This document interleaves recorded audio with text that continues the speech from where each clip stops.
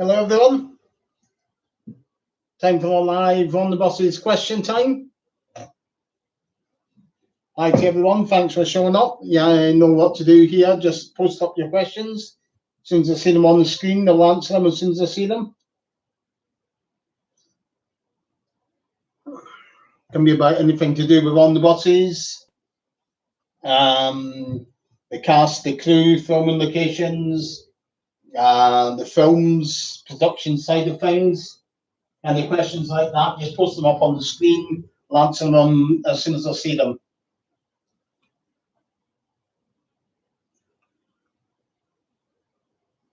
And if you're members of our Facebook group as well, on Facebook, you'll know that it was just started up a new series of posts going through the Mythbusters. Also started up another one, which wasn't planned. Just thought it was a good idea putting up all news articles with Bob Grant in them.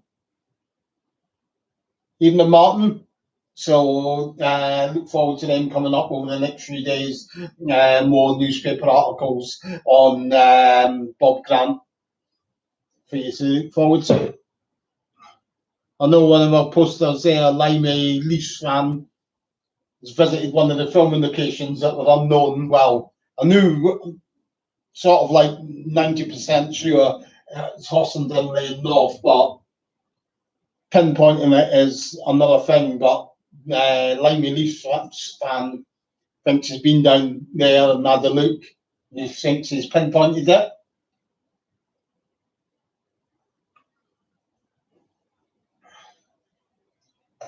It's all pinpointing when you go to do your filming locations, or you see Limey Leafs fan. It's all about getting a tree that looks absolutely identical. Or I know the Hossenden Lane North, it's lined by trees on either side.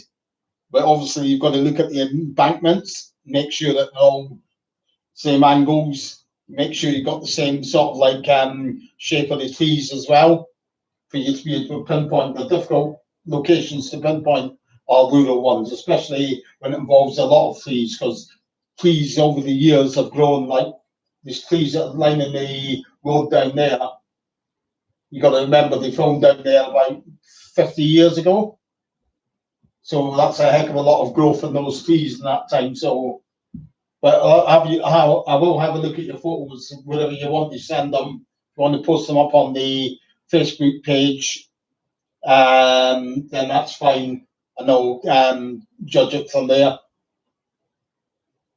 Obviously, I'll need to go down and have a look myself once the situation of COVID and all that improves.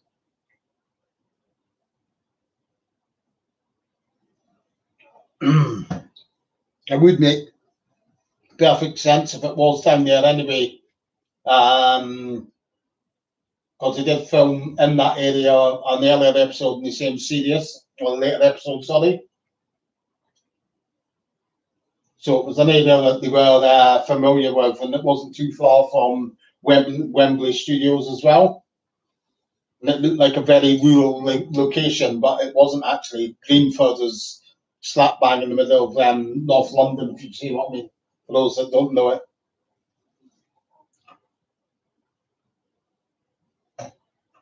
Okay, so anyone got any questions about on the buses? Post them up and ask away, and I'll answer them for you. I know somebody earlier on was on the Facebook group again about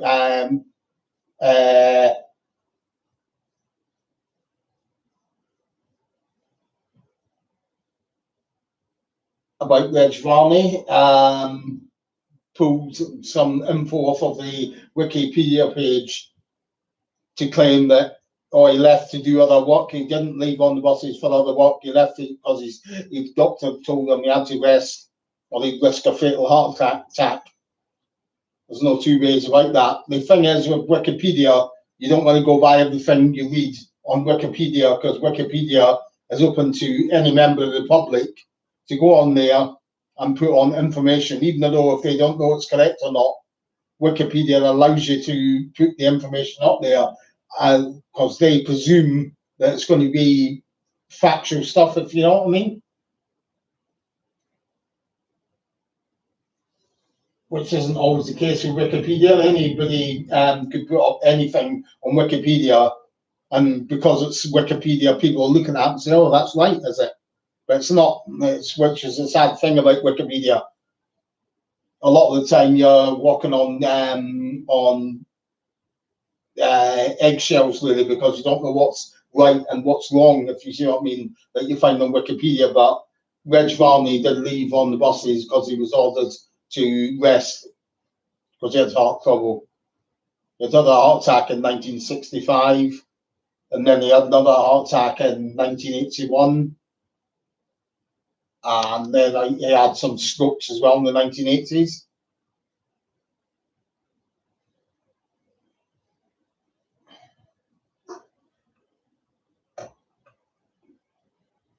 Yeah, that's fine. If you just want to post it up on the Facebook page, go ahead and post it there. But if anybody, as I say, you've got any questions to ask about on the buses, by the way, there's your chance to find out the answer to your question.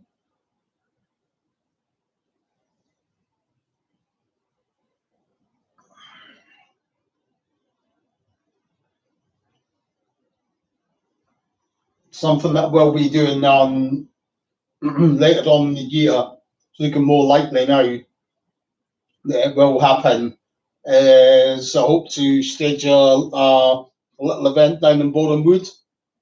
No celebrities involved, because obviously it's too soon to expect celebrities to attend, but it would be maybe a couple of walking tours around Borehamwood, maybe over the weekend, maybe a Saturday and a Sunday. So a walking tour of filming locations in one part of Borehamwood on the Saturday, and then another on the Sunday. Probably be a minimal fee, a fee of around about £15-20 or something like that for it, maybe something like that.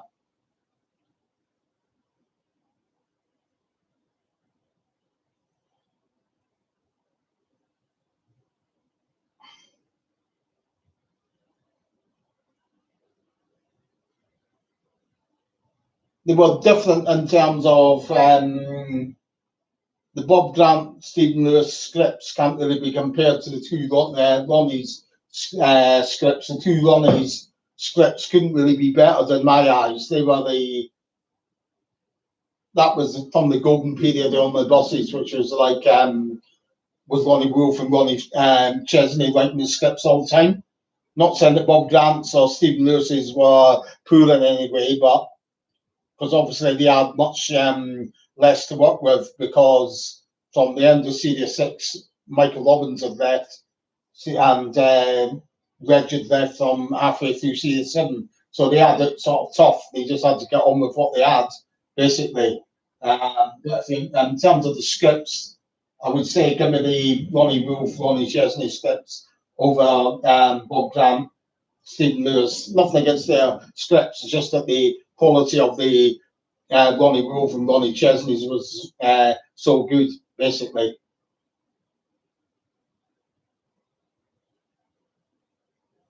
I mean, they had some good ones, I think, like Bye Bye Blakey was a good one that Bob Grant, Stephen Lewis wrote. Hot Water as well, I think they wrote, that was another good episode in Series 7. But if you look at if you were to compile a top 10 of On the Buses episodes, I would say probably about 80% to maybe 100% would all be Ronnie Wolf, Ronnie Chesney scripts, I would say, off the top of my head. Yeah, they had Ronnie Wolf and Ronnie Chesney moved to the US come be towards the end of Series 5 of On the Buses to work on the spin-off, Lots of Luck, the US version of On the Buses. They all went over there as advisors. They also done other stuff over there. We wrote a bit of material for, you may remember our great comedian who has his own series over here and has a series in America called Marty Feldman. So they also wrote material for them for Marty Feldman, sorry. So they were over in the States for maybe about a year and a half, maybe, something like that. When they came back, I think Series 7 had just started, so it'd be the start of maybe early 1973 when they returned. But wasn't that they were tired or anything like that. They just went out there to work on the US version.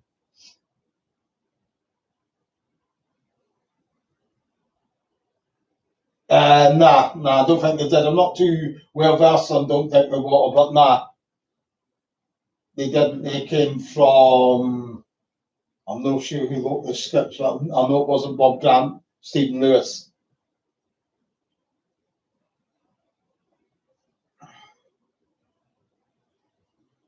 Soon I'll tell you who it was.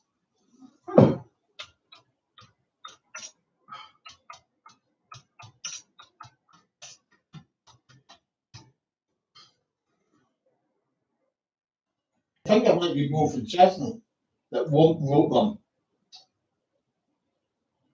Yeah. Lonnie Wolf and Ron Chesney wrote the episodes for that. John Watkins wrote a couple as well.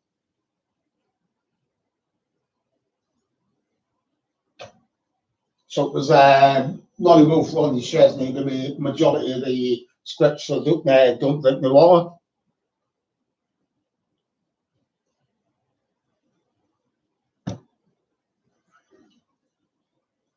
So keep your questions coming in.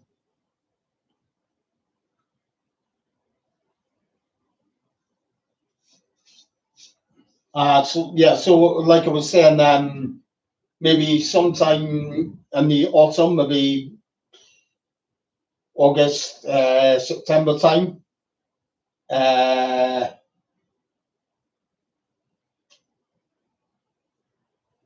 Is having a walking tour, a couple of walking tours over the weekend in Boreham Wood. If anyone would like to turn up for that. Not sure of any dates or anything. It's just an idea that I'm kicking around with. Maybe hold one on the Saturday and another on the Sunday. So if you're not within the area of London and Boreham Wood area, then you would need to think about staying in a hotel for that, if that sort of event took place. If you live in the London area, you'd be able to travel down to Boreham Wood on both days for it. In terms of the best series, it had to be Series 3, in my opinion. Series 3 was, you could run through perhaps maybe 3/4 of the series and say that they were all real classic episodes. You had Do It Yourself, you had The System, you had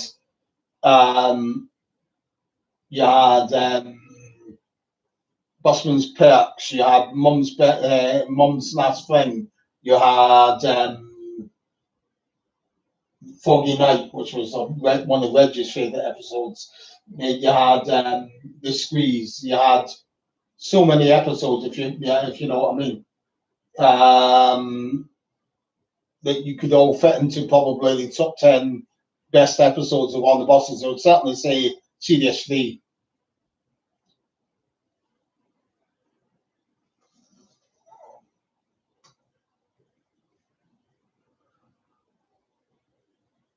That's good, 5 Which ones did you go to 5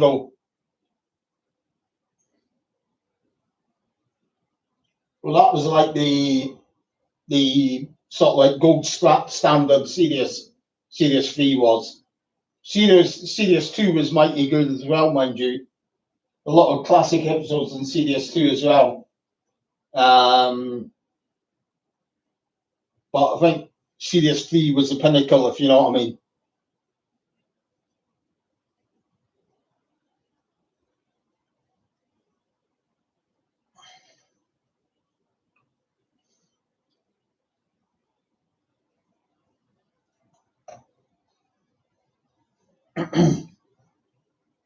Yeah, it would probably be so much walk around Bournemouth like a loose span. It will be like a walk into the filming location. So one would be on the Saturday, perhaps around the central Bournemouth area, around the town centre, and the second would be maybe taking in the North Bournemouth locations.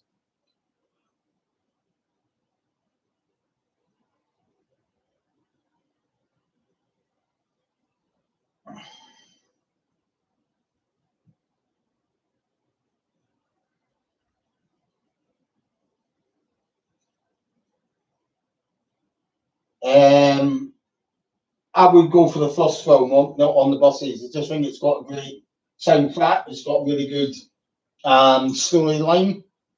It's set around the bus depot, which is basically the whole premise of what made On the Buses funny. Whereas a lot of the fans would say Holiday on the Buses, but for me, Holiday on the Buses is touched with tinge of sadness. It's watching it. It's the last time they all work together on it. Plus, it's not set around the bus depot setting as well, which I think loses something through that. So I would say the first film On the Buses.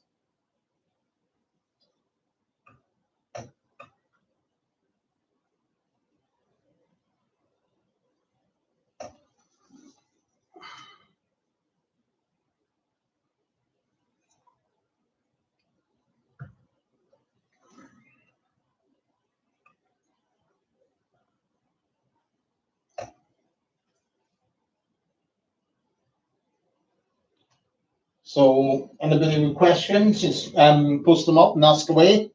Anything to do with On the Buses, the production side of things, anything to any questions about the cast.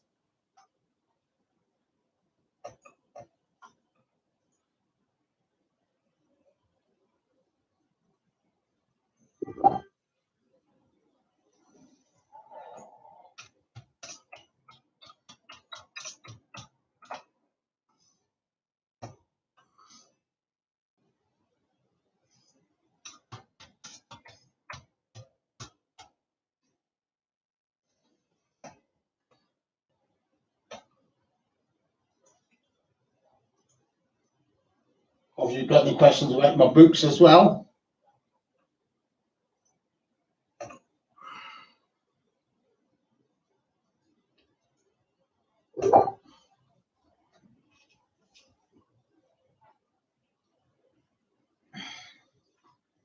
Just to say as well,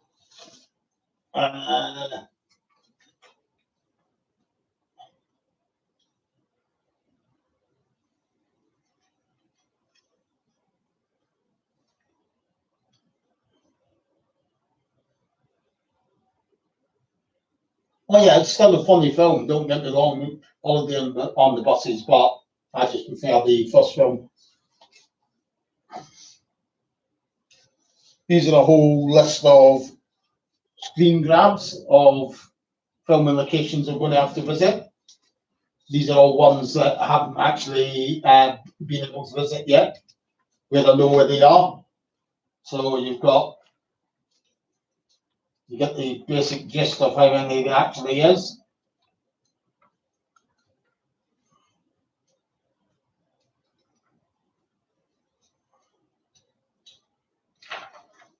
And that's not them all, because there's more here.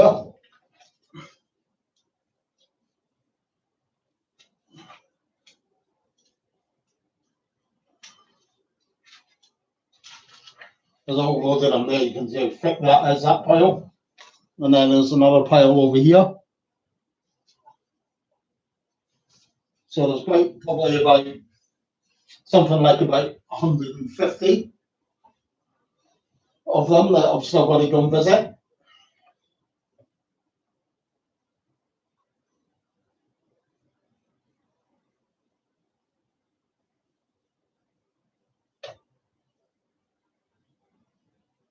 It probably just been a few weeks before it started airing, so I think it began airing in January 1973. So it probably been around about Christmas time, 1972, I would say.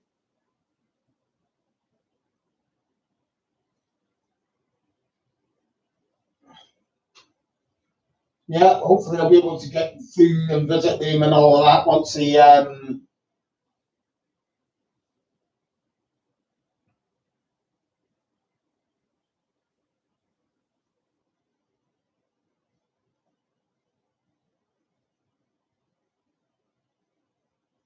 no, it's probably a few 5-wheel drives that you could visit from all of the other buses. I mean, obviously, if you're thinking about the one on the ferry, that's not location anyway because it wasn't actually on the ferry. That was back at the Elstree Studios. A lot of people tend to think that they went onto a ferry and filmed that scene when Stanfield Stick. But that was never actually on the ferry. That was just on a tilting stage at Elstree that was filmed. Don't know if that's the location I'm thinking about.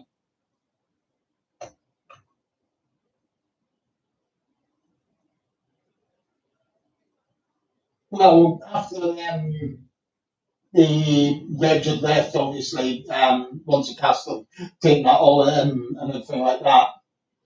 By the time they were coming to the end of Series 7, it wasn't like the LWT were all ready to commission an 8 series. I mean, the viewing figures weren't of the heights of, say, Series 3 and such like in Series 4. But so they were happy to commission an 8 series. But the remaining cast, which would have been Doris, Bob, Stephen, and Anna, they all decided amongst themselves they want the that was it. We're going to call timing it then. I've got an interview where Bob says they didn't want to carry on until they didn't want to carry on to a point where people were, when it was starting, people were saying, "Oh, not that old rubbish again," and switching over. And Bob admitted in an interview that I've got as well that he and Stephen had run out the ideas for the scripts anyway, so it all probably made perfect sense to call it time then, especially after they had just lost Reg and Michael from the cast as well. They probably saw that the writing was on the wall, to be fair.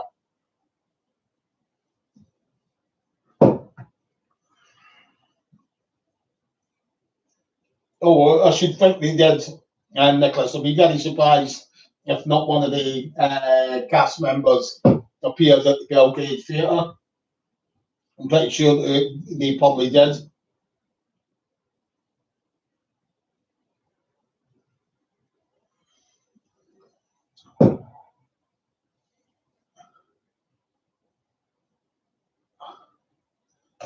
I would only say it was a pity 5-0 dad for Bob's behalf. Might things might sound out differently for Bob if it had what come about the series, but apart from that, it's not something that would have rested easy on me. I wouldn't have really seen it being a hit. Few reasons for that. Obviously, they were all getting on a bit.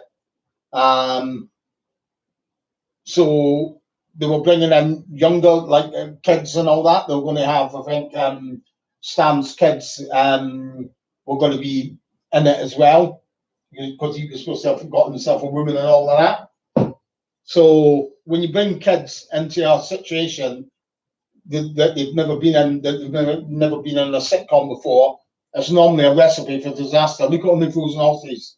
Here's an example for you with Damien and all that. He just totally ruined it. And with this thing in the equilibrium, if you know what I mean, of it all. So for me, I couldn't really have seen it being anywhere near as successful as On the Buses was. It would have been good to see it maybe for Bob's, just for Bob's sake, but I don't really see it being all that much of as big a hit as what the original On the Buses was.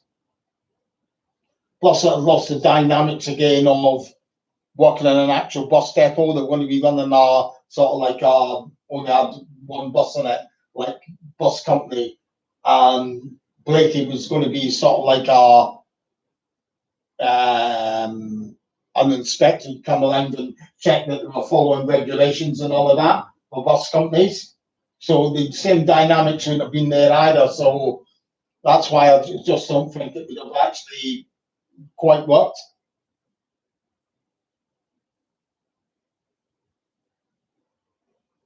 No, as I say, Reg was given that two options. He could either have rested after doing Series 7, all of Series 7, or he either missed out half of Series 7 to do Holiday on the Buses. So once he'd had his the time that he took off from the second half of the Holiday on the Buses gave him about a 2-month rest, and that would have been enough for them.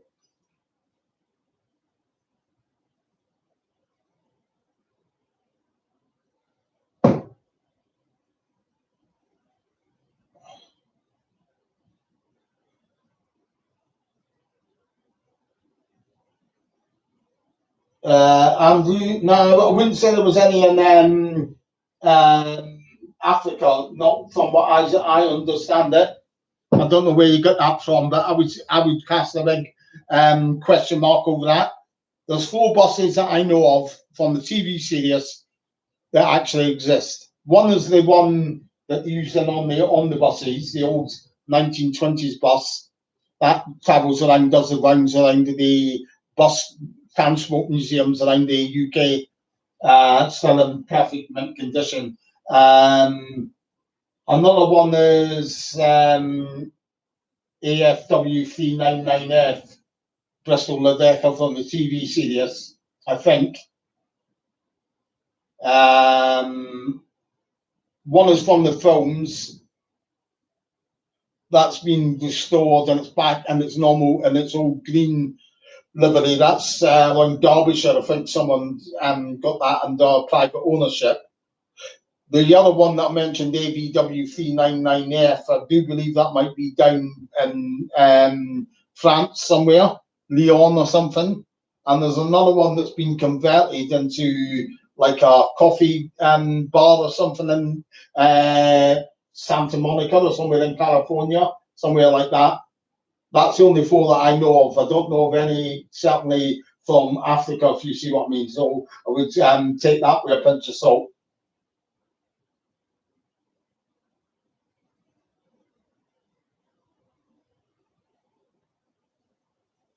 I wouldn't say that Figo Dad. Bob, in the interviews that I've got of Bob, when he was asked, this was probably about more than 5 years after all the buses had ended, he was asked then if he worried about being typecast when he was doing on the buses, and he said nah, because it was so good for them. Brought him fame, got him a lot of film roles, like the 3 spin-off films. He says you do it and then you worry about it afterwards. That's what his mentality was. So they didn't bother him at all about being typecast. So that wasn't anything to do with it, really. The real thing with Bob's depression came about way after On the Buses ended. It was maybe 13 years after On the Buses had ended. So it was nothing to do with the side of On the Buses. What you've got to understand about Bob is, Bob loved his stage work. That's what he loved more than anything else. If you listen to the interview that I've got on my channel here, it stipulates that there was only one thing that he loved more, and that was his wife, and he loved stage work. That's what he lived for. And it was when his stage work died up that his depression kicked in. That's when he really went off the rails, was when his stage work, which he loved most of all, dried up. Not TV work. A lot of people seem to think as well that, oh, I never seen him on TV, or he couldn't have been doing anything then. They seem to have a total void about stage work. Stage work is massive for a lot of actors. Michael Robbins, that's why he left On the Buses, because he wanted to do stage work. Again, Michael was like Bob. He absolutely loved his stage work. That's what he loved, and more than any other type of acting work that there was for him to do, if you see what I mean.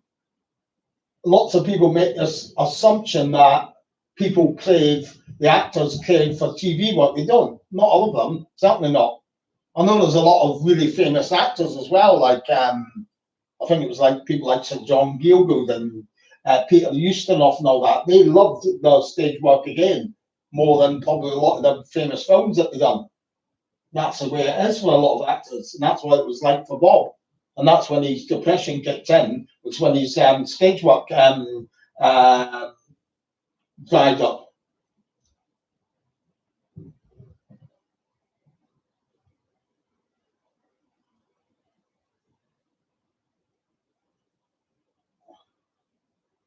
Let's see, I'm missing some questions here.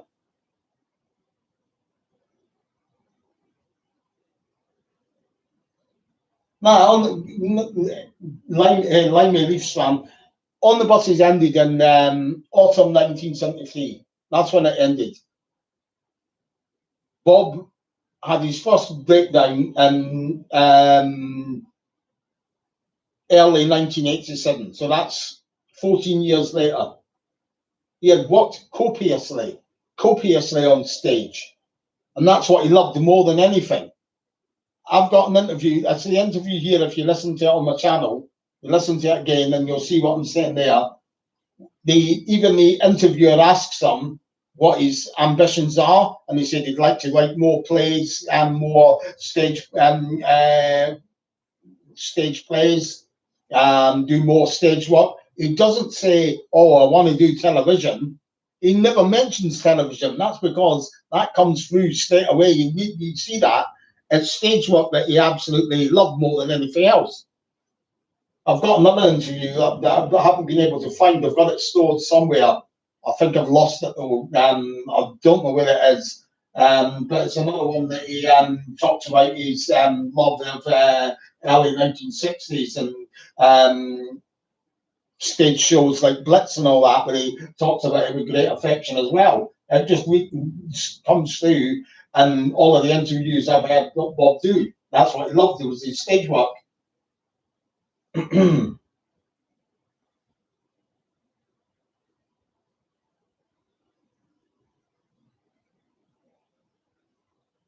Nice. I wouldn't say that was anything. That was anything at all to do with it. Was about on the buses. Like lack of stage work. I mean, was that finished on the buses? Finished in 1973, and he was still getting stage work in 1985. 12 years later, so on the buses wasn't suddenly going to become a reason from stopping getting stage work and say 1987 with it. I mean, you could say that probably an argument for it could be, I don't know the real reason, obviously. I'm just guessing here, but Bob done a lot of sex farces and really sort of like out there risque stage work as well. So it could be that those roles became less because obviously PC-ness was getting in everywhere, even on stage. So there was less of those sorts of productions getting put on, which narrowed down the roles available for him, which people seen him as was like and fast, but he could do all sorts. Bob could. He was trained in Shakespearean. You've done Shakespeare and all of that, all of the stuff Bob had done.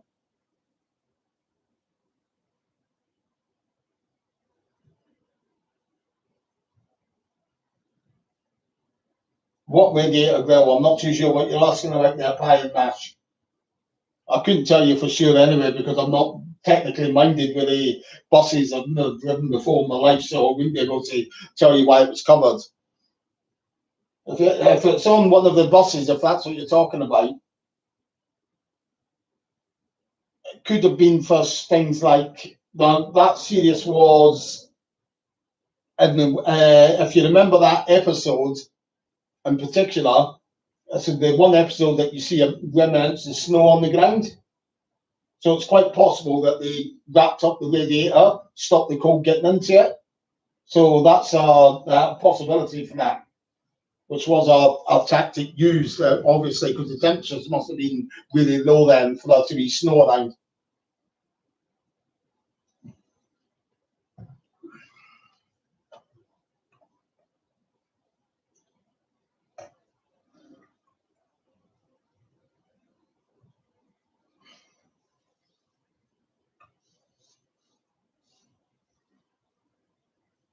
Okay, so keep your questions coming in. If you've got any more questions, just post them up and I'll answer them for you.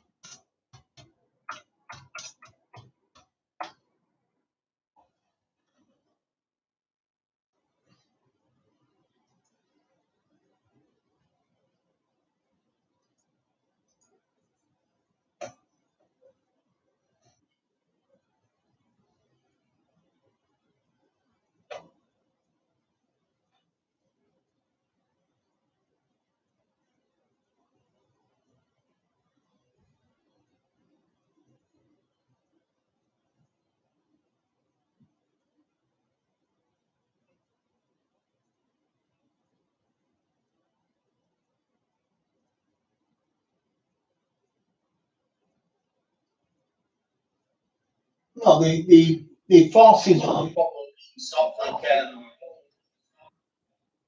totally different to Jack character anyway. Sex forces are different in many ways, if you see what I mean. So, but we would have known that Bob could handle. Obviously, he had a background in that sort of area, if you genre, if you know what I mean. Like I've done stuff like Oh Calcutta and No Sex Please for British on stage and stuff like that. You see what I mean? Um, so it wouldn't have been anything like that. I mean, Bob was the sort that was turn his hand to anything. He was like to me, Bob was like a workaholic. That's what he was like. And that's why it really probably happened so bad when the work died up from, if you see what I mean.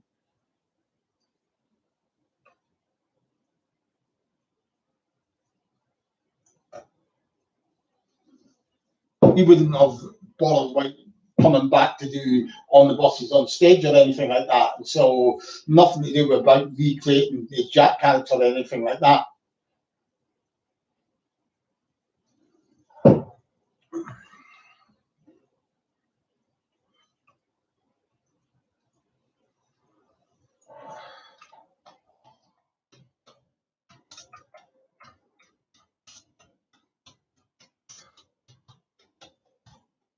No, I think he done stuff later on than that, you know.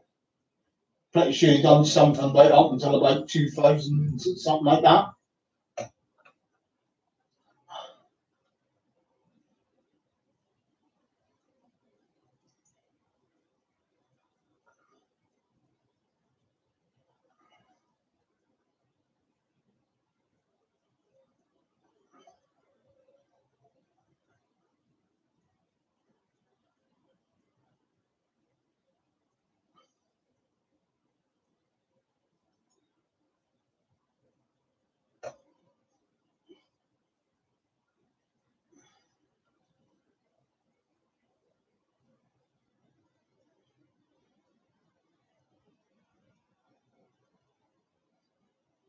Like I said, the why they stopped was um, by the what you're going to remember is Luke that the by what Serious 7 was underway by like early 1973. Michael left. Greg was about to leave. So that's two. That's what like a third of the cast gone. Bob and Stephen admitted they'd both run out of the ideas. The remaining cast all had a conflab and they all decided it was time to call it quits at the end of Series 7. LWT wanted an H series. The remaining cast said, nah, we were done. So that's how it ended, basically. It was all an agreement with Dulles, Anna, Bob, and Stephen. They all agreed to call time and, at the end of 7 series. Yeah, he done all sorts of serious non-comedy roles. does a lot of radio work as well. There's one or two you might be able to hear on BBC Four, like Red Telephone Box, and I think there's one with Don Quixote. I think he's in Don Quixote play and stuff like that. So yeah, he done lots of stuff that was not comedy based, if you see what I mean. Nah, Bob didn't appear in any of the Carry On films. If you think about it, Jakey,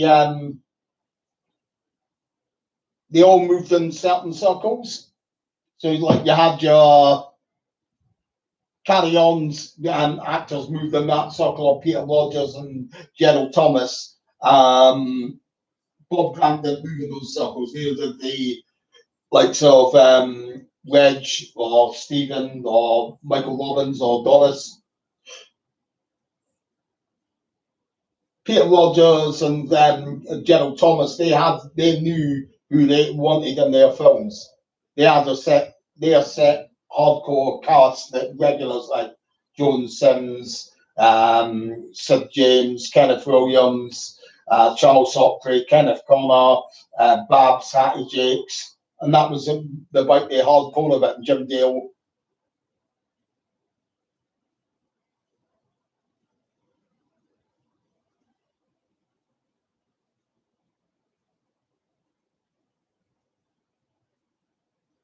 I don't know what the interview you're talking about there, Nicholas. If you can show me the interview, then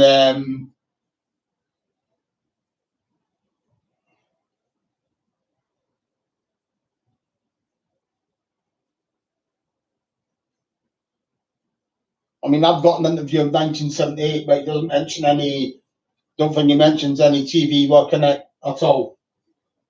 All the interviews that I've got and I've heard him in, he only talks about stage and more stage work.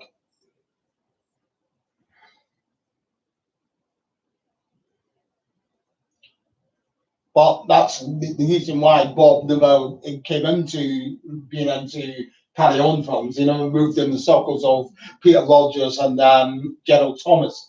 If you had worked on a mid 1950s film with Peter Rogers and Gerald Thomas, he probably might have ended up doing Carry On films. But he didn't move in those circles, if you see what I mean. If you look at all the Carry On actors that they had for those films, there's a very good chance that before the Carry On films even started, a lot of the core of the Carry On crew were in earlier Peter Rogers or Gerald Thomas films.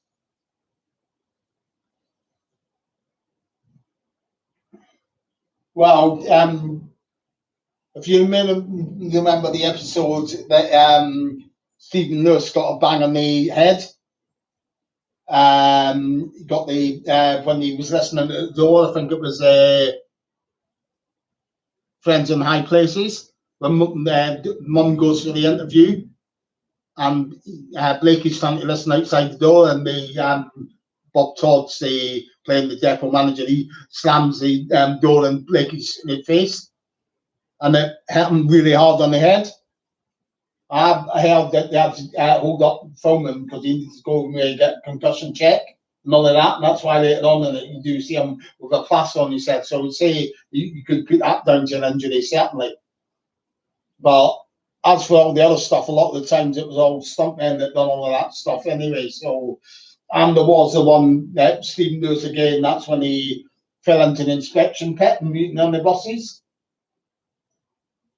They had to get him out because he was obviously in the foam, and they needed to not give him mouth to mouth. That was a bit much. Clear his airways, if you know what I mean, because he was choking on all the foam. If you see what I'm saying. So that was probably another incident you could say. But apart from that, that's about it really that I can think of. There's none others that spring to mind really. Yeah, Luke, Anna's the only one that's still with us from the main cast.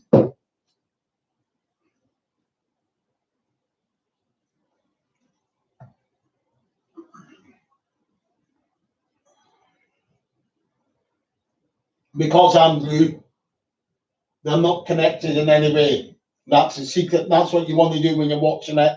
don't think you're watching a continuation of the story from the TV series to the films, because the TV series was owned by LWT, London Weekend. The likes of that started in 1969. Now, by the time of, say, be around about end of Series 3, going into Series 4, obviously Series 3, as we were talking about, was a big high point. But that time, you had Hammer thinking, like, they were thinking on the lines of doing sort of like spin-offs of comedies on telly. They got in touch with the writers, Lonnie Wolf and Ronnie Chesney, saying who owns the rights to the films. Well, LWT made a big cock up.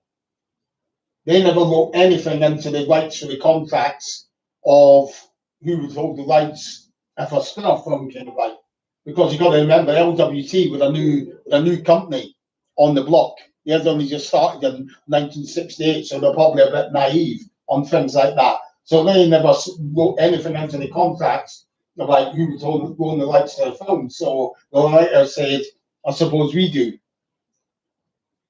if you see what I mean. So the Hammer could start talks for the spin-off films with the writers. But of course, Hammer, LWT were mighty cheesed off at that. Obviously, there's nothing they could do about it. But obviously, copyright had to be thingied, if you know what I mean, adhered to. I mean, the Loxton District Bus Depot belonged to London Weekend. They couldn't use that in the films because they were doing done for copyright infringement. So they needed to create a whole new premise, a whole new bus depot, like your town and district in the films, and a whole new storylines as well, if you know what I mean. So the films are basically based on the TV series, but not in any way connected. They can't be because of copyright, if you see what I mean. So that's why there's those differences that you've got between the difference in the colours of the buses, different bus companies, all of the Northland and the South, because they're not connected in any way. They can't be because of copyright.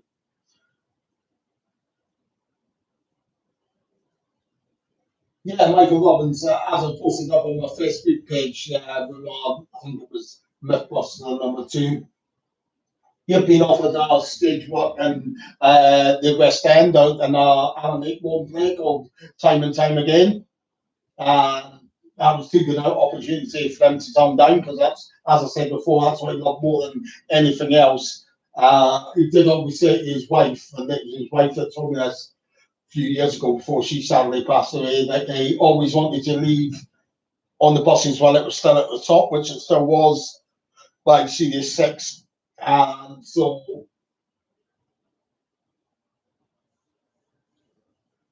you have the time then at the end of Series 6. He said he was leaving then because as the Time and Time Again was due to start in the West End in, I think, autumn 1972, and it was run right through until spring 1973. So that was during, like, overlapping the time of the of Series 7 of On the Buses. So it was one or the other. They couldn't do them both. So it was the stage show.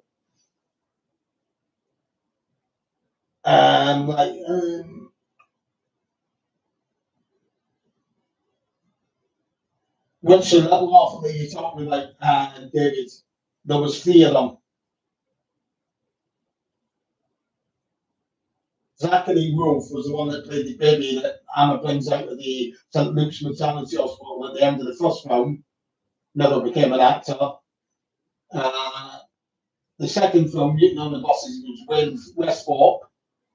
He only done big bean adverts and things like that. And then went on to be an actor.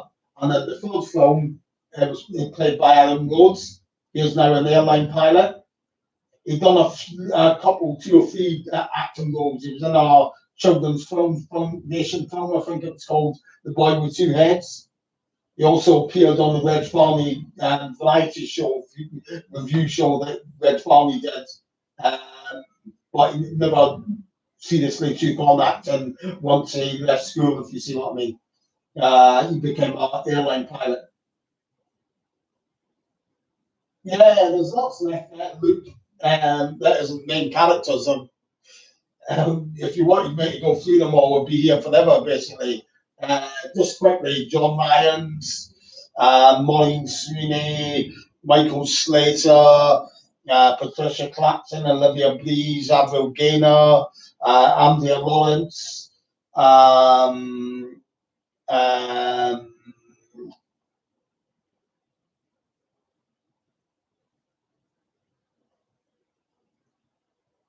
Kate Williams, obviously, Sandra Bryant, Wayne Westthorpe, Adam Rhodes, um, Jeanette Wild, Jules Lauter, um, Gavin Campbell, David Rowlands. So you're getting the picture of many that is still kicking around, if you see what I mean. There's still a lot around, if you see what I'm saying. He was in both, Jakey. Michael Robbins was in an episode of the Sweeney, and he was in an episode of Minded. He might have been in two or something like that.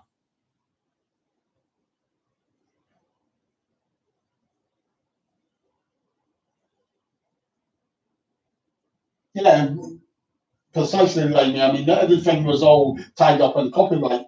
LWC, well, you got to remember with the theme music, we weren't going to use that, allow them to use that in the films because that was their property, if you know what I mean. That was owned by copyright.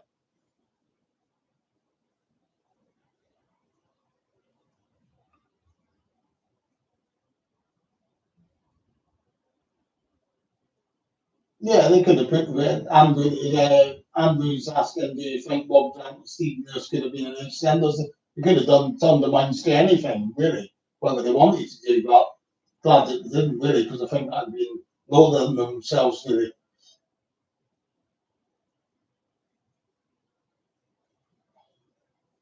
Yeah, that's great. Yeah, I spend a lot of time down Bournemouth, obviously not in the last year or so, what with the lockdown, but obviously I go down there to organise the on the buses events that we organise down there, but obviously we don't at the moment, obviously, because of the COVID situation. But as I say, hoping to do a walking tour around Bournemouth maybe at the end of the year sometime, maybe around August, September time, maybe a weekend down at Bowling Wood, a couple of walking tours.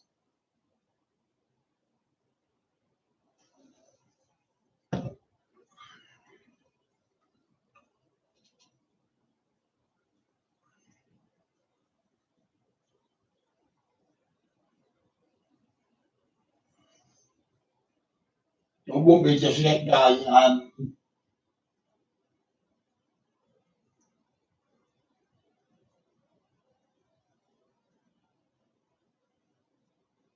because you got to remember that obviously she's still in a vulnerable age group, if you know what I mean. So she's and there's not really the events out there for her to go to. Obviously, the event situation is really um, not really. There's nothing getting organised, so there's nothing really for Anna to be invited to in any case. In any case, as I say, because she's in such a vulnerable age group, there's certainly, I'd be surprised if it was anything this year. Might be towards the end of the year, but definitely not anything in the first half of this year, like even up until June, July, August time.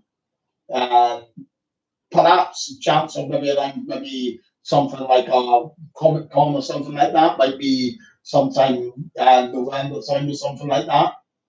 And then hopefully on to next year, she'll get back and we'll get her in down for another event at Bowling Wood again, where she's been a regular now for the last few years. Anna's 83 now.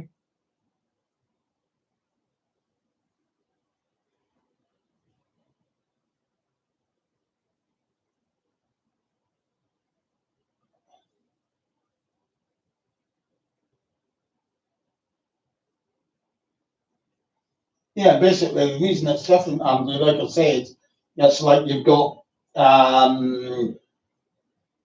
LWT on the TV series, but they were naive and not writing into the contracts anything that if a spin-off film comes about, we own the rights to it. They never done that.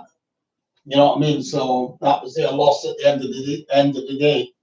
Ended up that Hammer sneaked in, got the and negotiated the rights of the writers who owned the scripts and everything like that for on the buses, and that's how films came about. Obviously, they couldn't use material stuff from the TV series for copyright, which meant couldn't use the bus company, they couldn't use the anything like the music.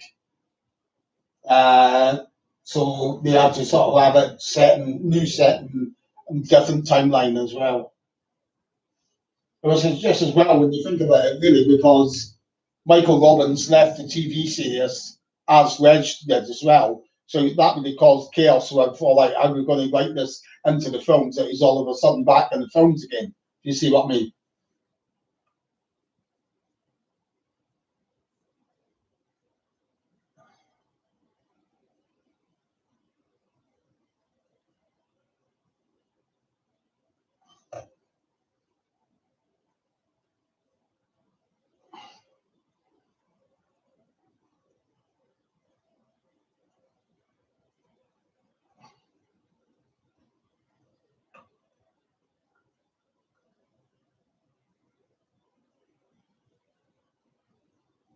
It's probably the shortness was how they fitted in the schedules for other projects, obviously. Let's see, what's that?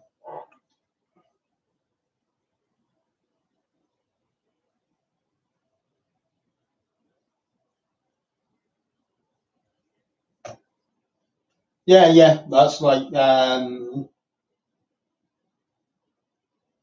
timing vary. It would be 7:30, or I think the latest it got to being aired at was 8:30. I think the later series were around about 8:30 that the airing time was. The earlier series so tended to be 7:30.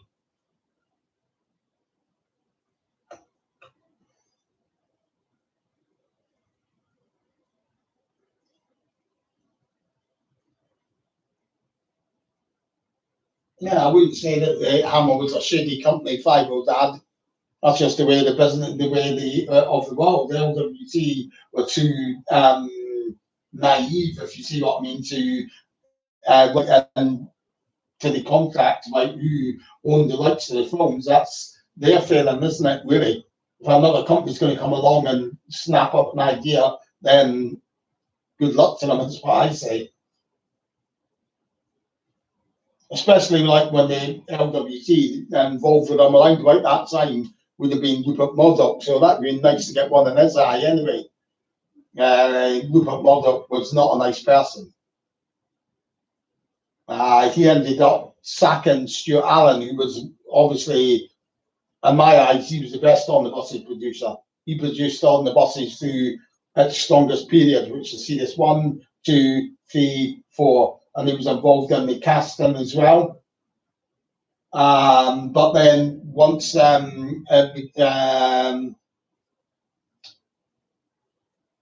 Rupert Murdoch became a sort of like an executive shareholder at LWT, he wanted on the buses to have two episodes on the buses a week. Called Stuart Allen into the office and said, "Right, we need to do two episodes a week."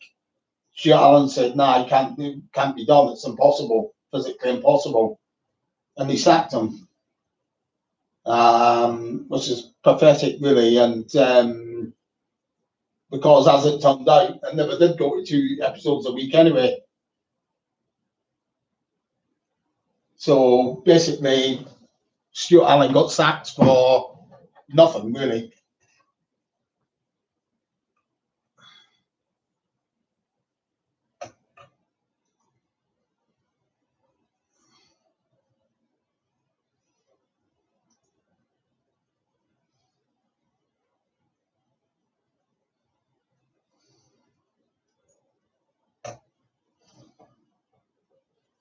Okay, so keep your questions coming in. You've got any more questions, just pop them up, ask them, and I'll answer them for you as soon as I see them on the screen.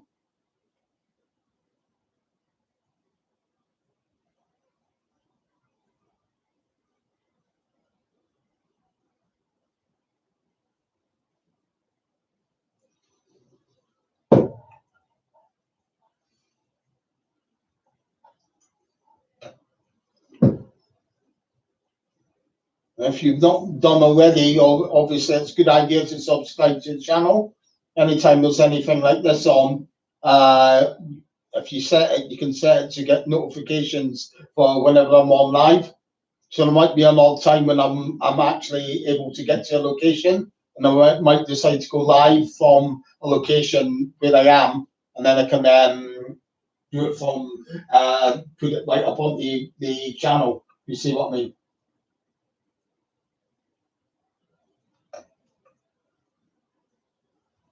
Guy, the buses that they were used in the TV show, there were Bristol Red that were owned by Eastern National, and the buses that they used in the films, well, in the majority of the films, were Bristol KSWs. They were also Eastern National, sprayed red for the film. If you watch some of the films, you can actually see the inside of the driver's cab is still the original green, although the rest of the buses are red. Although by that time, the Bristol KSWs that they're using for the films had just been retired from service. They were actually in the midst of getting handed over to a private owner of the buses, but they were originally all Eastern National buses, apart from obviously the Bristol Decker and holiday on the buses. I think it was on Leyland Atlantean that was in the safari park.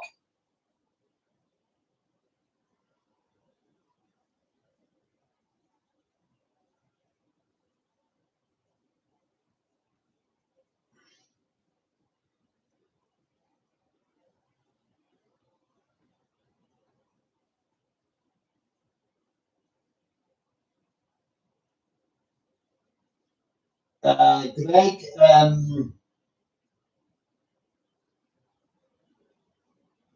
well, they're all new ones now that I'm putting up, Greg. I am in the midst of putting up a series of Bob in the News. So, like anything, the newspaper articles and all that Bob Grant was in, I'm putting it up on the group at the moment. So we'll be able to see them, which is new. I did put up a poll saying about if people wanted to rate the episodes as well. So that's another possibility as well, Greg.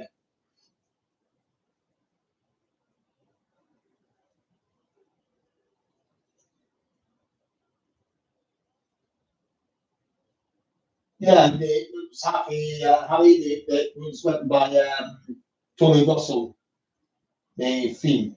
Although there is incidental music that you hear in it that was also, they also used it in the background. They also used it in another LWCCS, which was Cat Music. That's a short burst of maybe about 15, 20 seconds of like incidental music. I think it's called Moving Bus. The actual piece of music is it's called. So I would say that it was written for all the buses, that incidental music, not the Happy Harry, the main theme. But there's also a smaller little bit of music that you hear a few times that the bus is moving about. It goes do do do do do do do do do like that. You see what I mean? Which is called um, Moving Bus, and they use that in Cat Weasel as well. But it must have obviously been initially written for on the buses for it to have been called Moving Bus, if you see what I mean.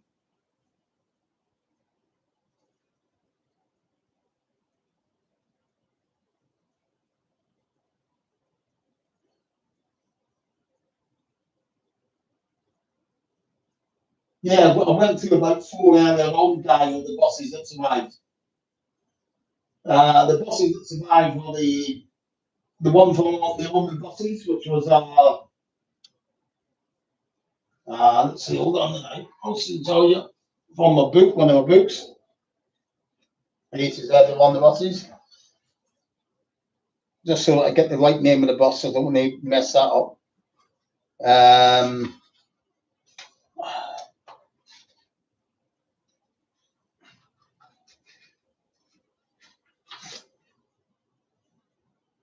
So the AEC S type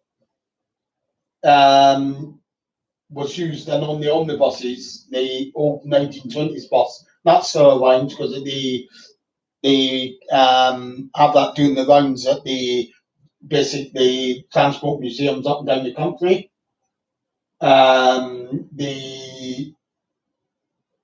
There's the bus from the first film and second film.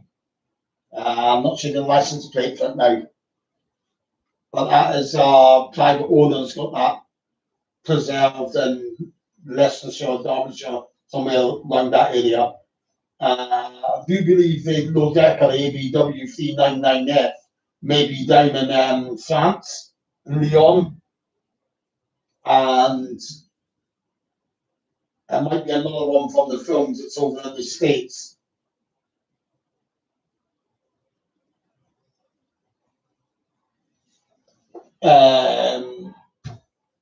So that's a four that I know of anyway, Guy. Yeah, Lenny, the t-shirts on eBay, probably some of them are mine. I've got some t-shirts up on there. I don't know if that's the ones that you've looked at, but also on my other Facebook page, I've got a ad up from on the original on the buses forum group.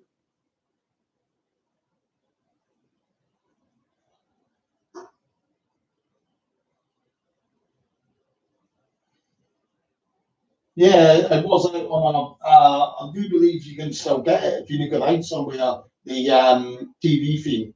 Pretty sure it's still around somewhere. If you look on eBay, you might find a copy or two of it.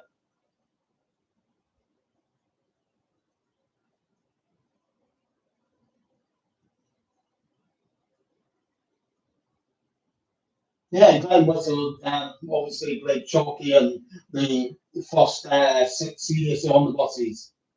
Also, you may remember, I think he played one of the Hawkmen film and the Flash Gordon film. He was actually in that as well. But then he retired to the West Indies, Jamaica. I think they had a whole load of restaurants or something like that right there. He did return back and lived in Norfolk in the last few years, but died maybe sadly about 3, 4 years ago. I think I managed to get an autograph from him though. What is it?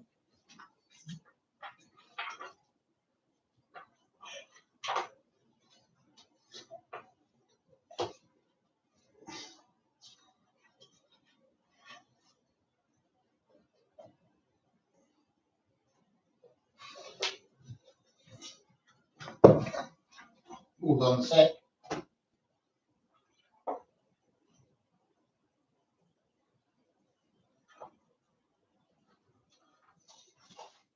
I've got one somewhere. I don't know where it is though.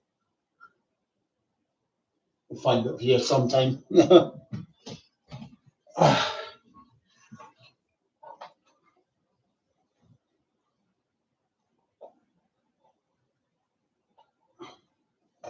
Yeah, it's true. It was going to be called Back on the Buses. Didn't come about because the funding fell through for that. It was going to be made by STV. Why STV, you might ask? Because at that time, executive producer at STV was a man called Brian Izzard. Brian Izzard, you may remember, was the producer of Holiday on the Buses. He also produced the episodes in Series 6 and Series 7 on the buses. So obviously, Ronnie Chesney went to someone that they knew and who knew the quality of their work. And obviously, they said they would do it, but then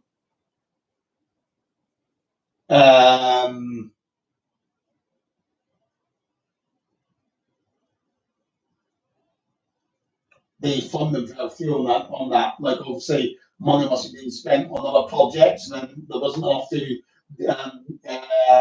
finance the on the buses one. Obviously, it could also be that the budget was too high for it. If you think about it, then they would have still needed to get hold of buses and things like that for it, which would have been more expensive then in 1990 than what it would have been back in 1970 or 69. Sorry. So that could have been obviously on the stone around its neck, but that's why the funding fell through for it, basically.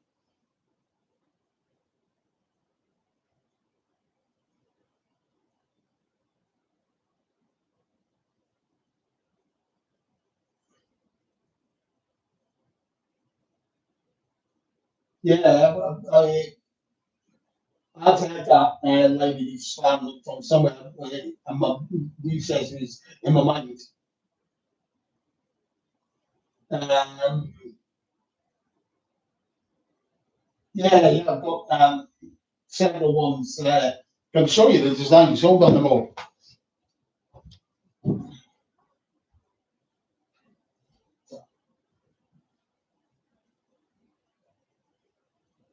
Right, first of all,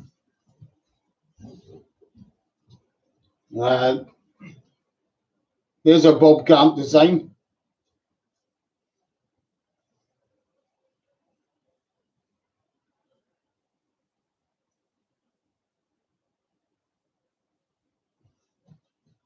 Just right there.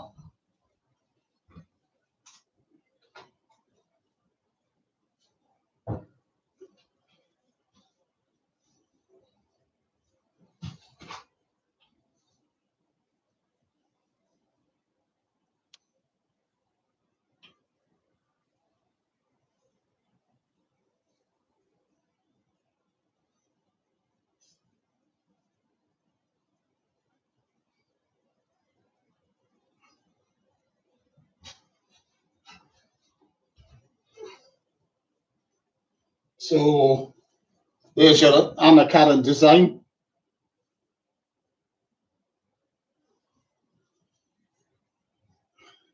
There's your Michael Robbins design.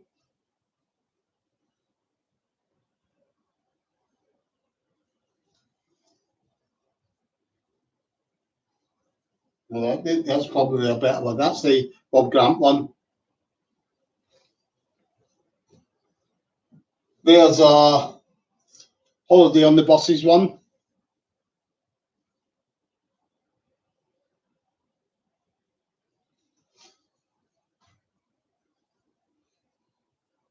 Here's a Stephen Lewis, a Blakey one.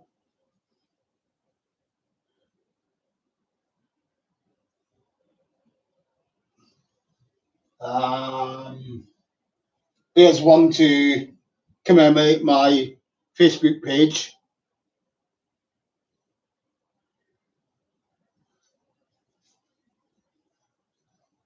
I've got another one of Doris Mum somewhere, but I can't find it.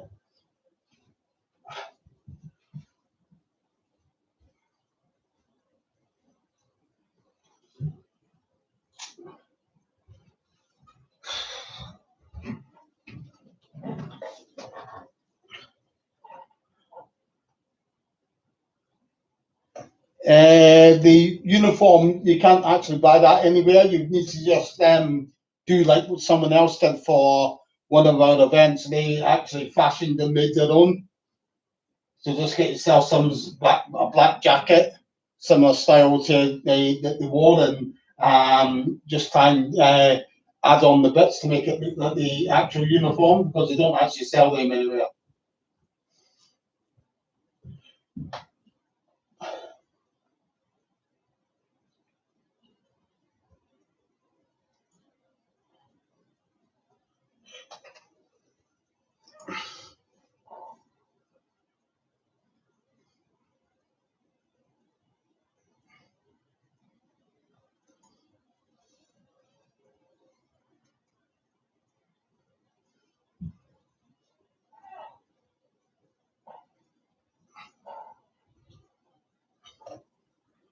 Well, they're not actually photos. They're ones that I've like done a heck of a lot of changes to. They're not any specific photograph from the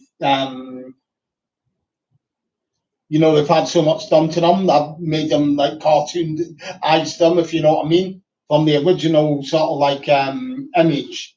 It's been changed probably about 5, 6 times. So whether it then goes down to the line of where it's a very narrow line to say that it's been any copyright infringement, if you see what I mean. That's why I do it that way. They're all like cartoon forms, if you know what I mean, not actual photographs as such. There's been a lot of work done to them, if you know what I mean, from the original pictures, if you see what I mean.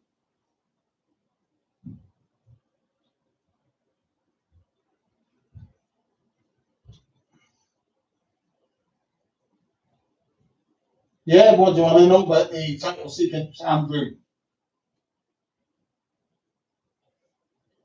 Depends what you want to know. If you're on about the very first series,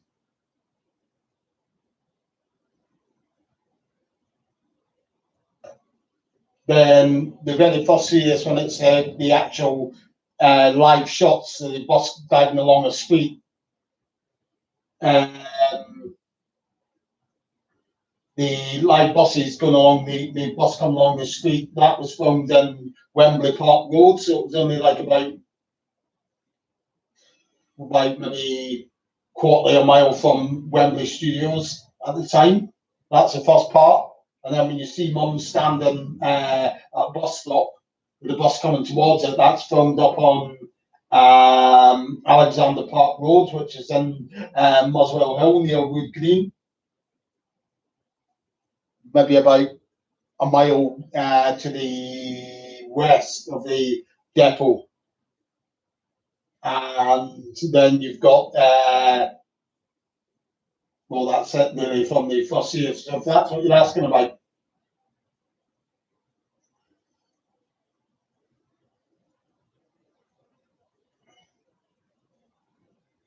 I know the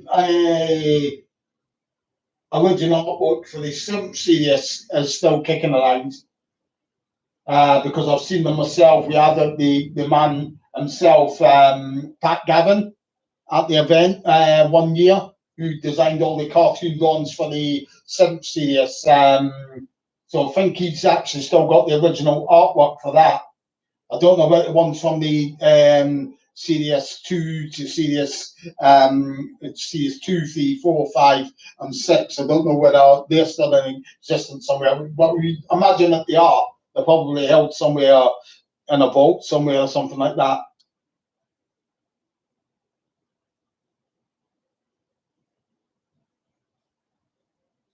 He could drive the bus, but he never done all the he never done the stunt driving and all that. That was all done by a bona fide professional driver because he was uninsured. He had a PSP license, but that's not being insured. So if Legend had been out driving a bus, which wasn't a bus owned by LWT, it was owned by Eastern National, who used the buses that we used for filming the TV series would later on in the day or earlier in the day have been used on our public service. So they needed those buses returned to them in pristine condition. They couldn't let our uninsured driver be driving them around, if you like that, if you know what I mean. So you'd see them starting up the bus and all of that, and you maybe do the non-dangerous shots, but it wasn't doing all your fancy stunts or anything that was remotely dangerous at all. I mean, I came across an article earlier the day I was reading about it. It was from them filming the episodes. Private Hire, where Blakey gets carried away by the piano. There's a whole newspaper article in the Daily Mirror from around about that time. And it states in there how many people that turned up for the crew members who needed there to film it. And it also states that there was 2 Eastern National bus drivers. So there is evidence again that those bus drivers were driving the buses, not Reg, as you might think.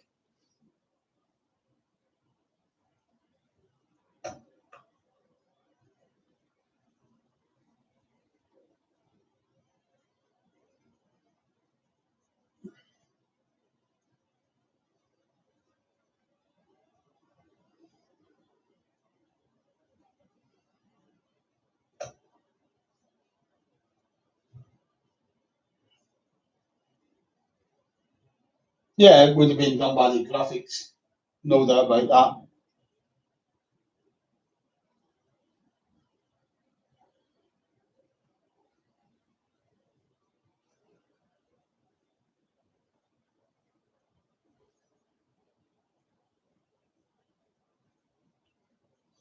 The obviously the title sequence for series 2 to 6 weren't as sophisticated, I suppose you could say.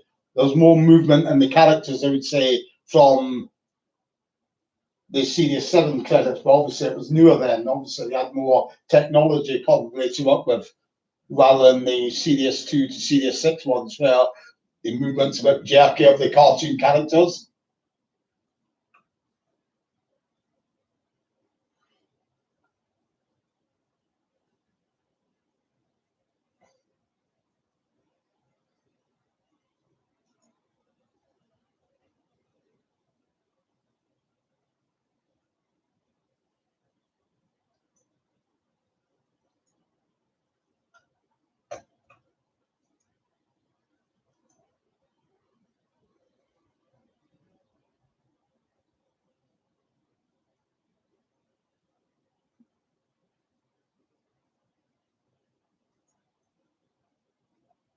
So keep your questions coming in. Got any more questions, just post them up and I'll answer them for you as soon as I see them.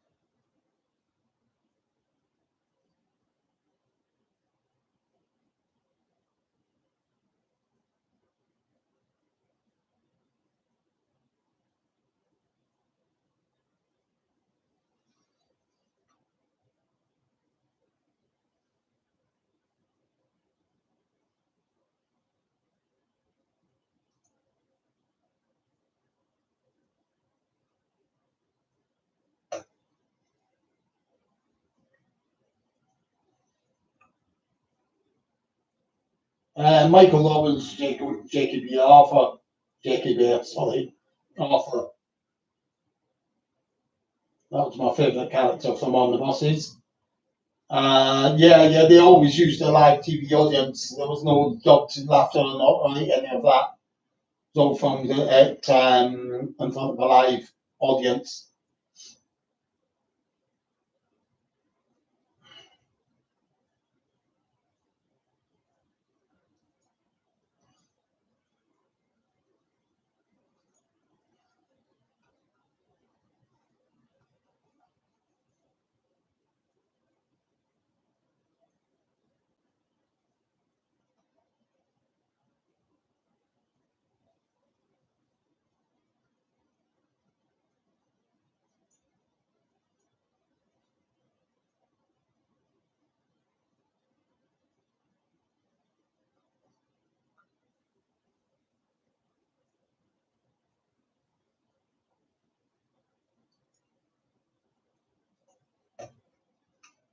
Yeah, Tony, they've sort of done various themes. He was one of those sorts of composers who would do TV themes and stuff like that.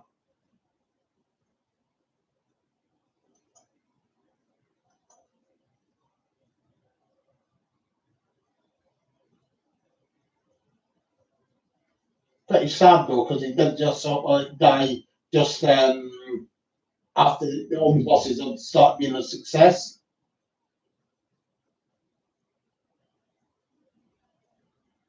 Passed away in like 1970, so wasn't long after all the bosses had sort of like really hit the big time, if you see what I mean.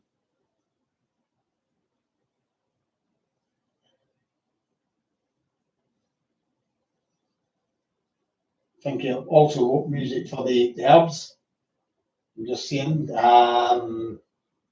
and some musicals he wrote music for as well. So he was a lauded jazz musician as well as a composer and such like.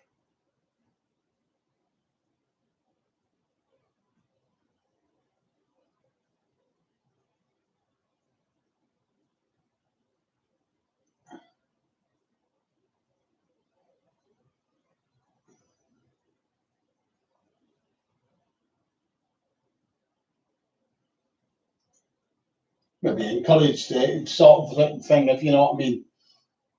Obviously, they needed to sort of like have a more raucous sort of like atmosphere to maybe paper over the cracks.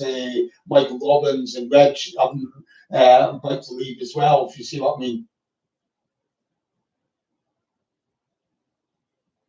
I think they used to have as well come in. They used to have like a comedian come in, do a sort of like get them warmed up, if you know what I mean, the audience. Of course, it might have more to do with as well as obviously for Sirius 7 as well, which is a different studio that they used. They were then in the South Bank studio instead of the Wembley studios. They moved when LWT moved from Wembley down to South Bank for Sirius 7. Sirius 1, 2, 3, 4, 5, and 6 was all made at Wembley Studios when LWT were based there. Then they built custom built studios down at South Bank and moved down there for the start of Sirius 7.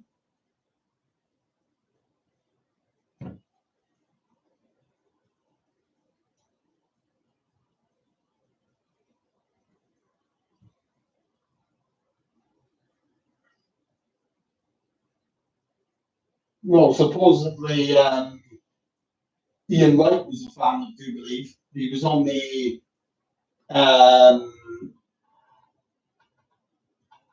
the ITV series about when they done a documentary a few years back, maybe 5, 10 years ago. The Adams and was one of the people speaking about it, so I think he was a fan.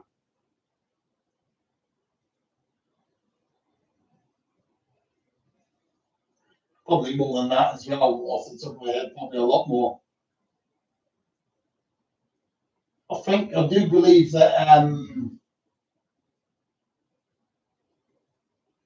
No, I think he was a Calvin fan.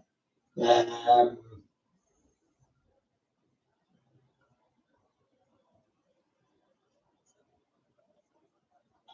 yeah, I was thinking Austin Powers, but I think he was a Calvin fan. Austin Powers.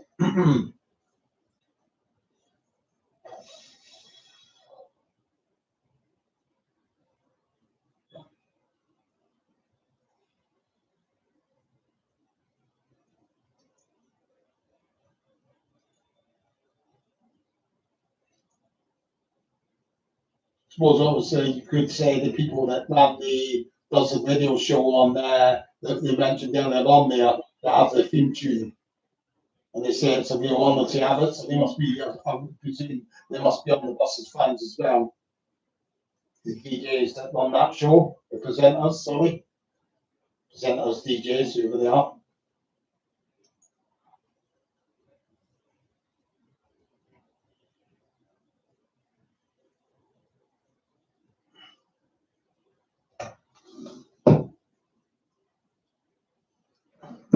So keep your questions coming in, and I'll answer them for you as I see them on the screen.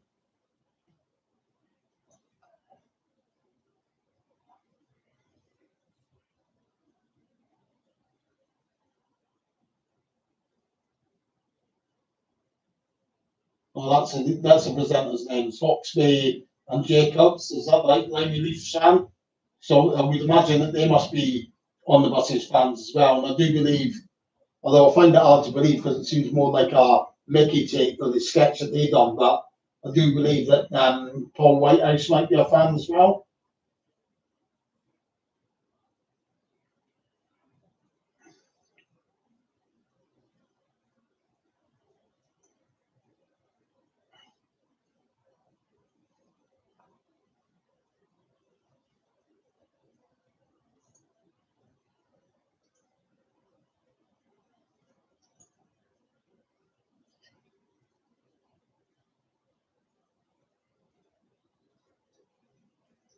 Well, he saw the first, probably, he lived through the first 3 series anyway, so you could say that he saw the best of all the buses anyway. As you said, Series 3 was the absolute best, if you see what I mean. So you could say that you've seen the best of all the buses. Well, we'd obviously not quite seen the spin-off films, but of course, he never had anything to do with the music for the spin-off films.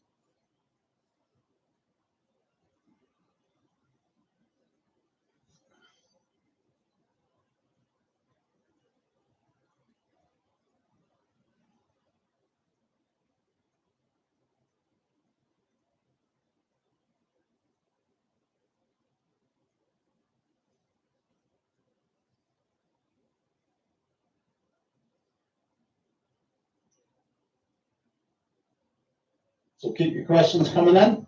Like more questions, post them up. Anything to do with on the buses or film locations, the production side of things, the films, the episodes, anything to do with our Four on the Buses books, anything to do with the walking tours organised or the on the buses events down in Bowling organised.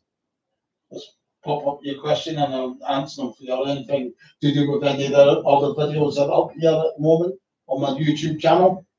As I say, feel free to subscribe. You can subscribe by hitting the little subscribe button down in the bottom corner there.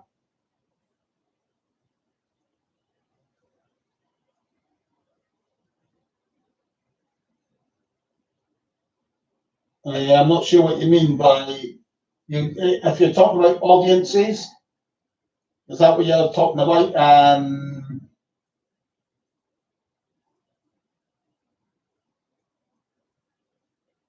Because there are one or two things, obviously, that are out there, but a lot of it would be held in archives. I mean, I've got a book here which loosely goes into it. If that's what you're talking about. So this is like greatest hits, television's greatest hits. So you're talking about on the buses, and this is sort of like it gives you sort of like a average breakdown of the episodes for each series. So it's basically the series that will be going through. So on the buses.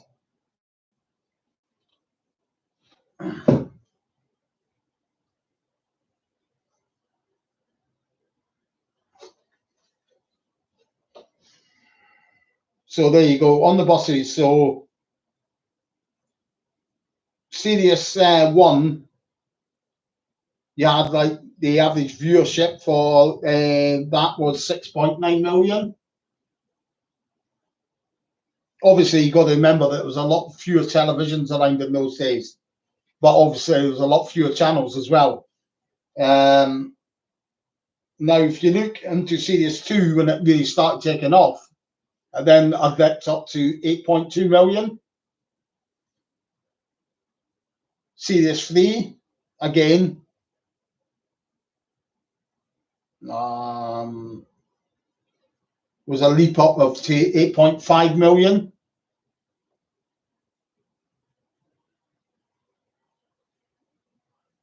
Which hang around about that mark. Even by Series 6 and 6, it'll just get back down to 8.1 million. And then there you can see the dip off there for Series 7 had 6.9 million. So that's a basic breakdown there.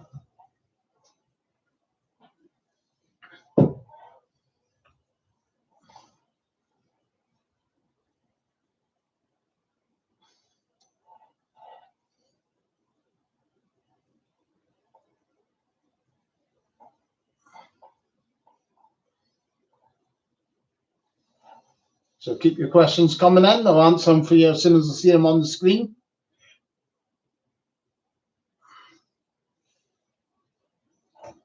Remember, if you've not done it yet, feel free to subscribe. More members I can get, hopefully get up to 1,000 members there.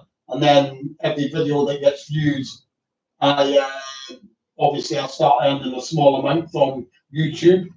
Obviously I'm still a bit away from that at 416 subscribers, so not even up to halfway up to that market, but hopefully one day it might happen.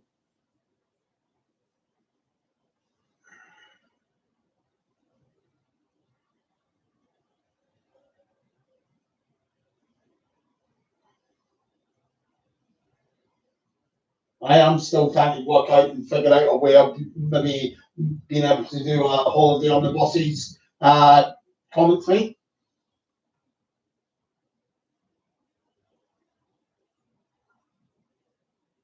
But putting it up onto YouTube in its raw format as is, it's not really possible to do because it gets taken down for copyright issues.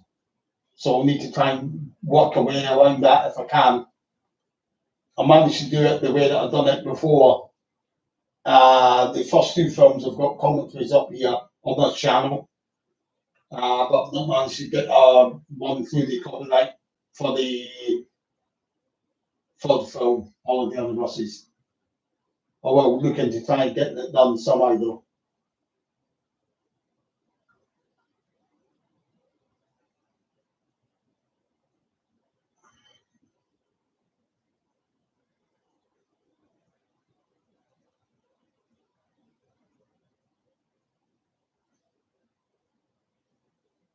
So keep your questions coming in. Any more questions you've got, just post them up.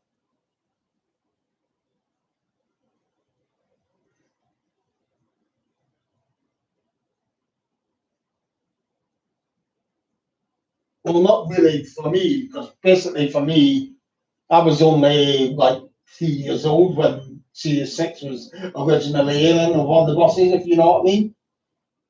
I was more brought up on the second reruns and the later reruns when I was able to watch it through adult eyes. And like the 1990s is when I became a real fan then, the late 90s and the early 2000s and all of that. So that long since finished by then anyway, you know, if you see what I mean. When Michael was leaving the original run of On the Buses, it was early 1972, so I would have been about 3 or 4 then, 3.5 maybe.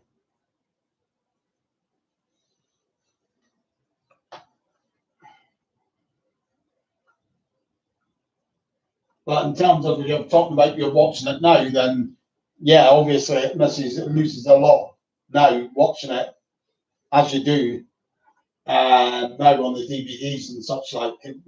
There's no denying that. It's natural, basically. If you were to take, it's like taking Trigger, like you only those losses, and then when Reg's left, it's like taking Del Boy of it. That would certainly lose its um, comedic value. The comedic value is actually dipping it, if you see what I mean. So it's not to be, it's not unexpected at all that, you know, the quality on show there wasn't really the same. Obviously, when you lost Michael Robbins and then you lost Wedge, obviously. Thing is, Michael was like the character Arthur was quite a pivotal character there in terms of he bounced off of Reg and the Butler House scenes, and obviously bounced off of Anna as well. So when he went, you know what I mean, there was a hole there that there was no date bounce off of Reg, and there was no date bounce for Anna's to bounce off of. You see what I mean? So it was a big loss there, if you see what I'm saying.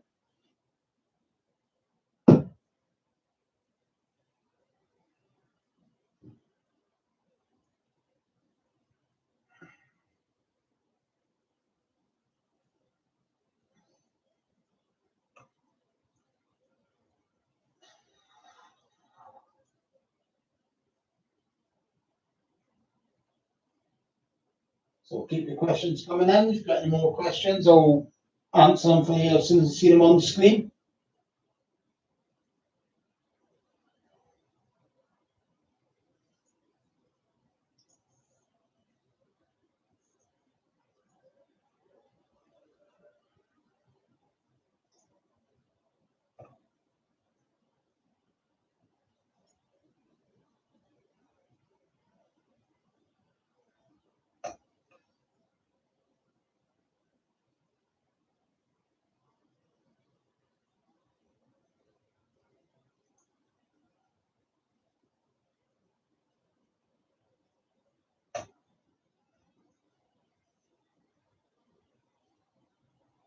tough one to say, really. I mean, the scene that stands out for me from the TV series would be the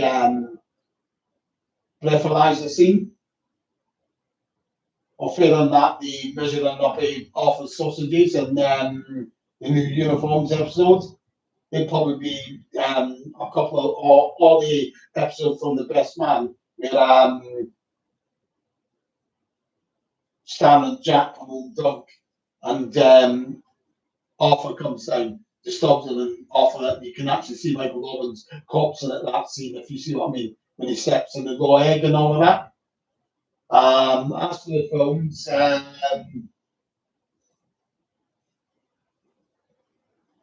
I love the scene from the mutiny on the buses. I just love the looks on their faces when they go up and they catch Jenkins cheating with he's got Nymphinola in there. The look on Stan and Jack's face is just pure class. Also love the scene when and all of the other buses when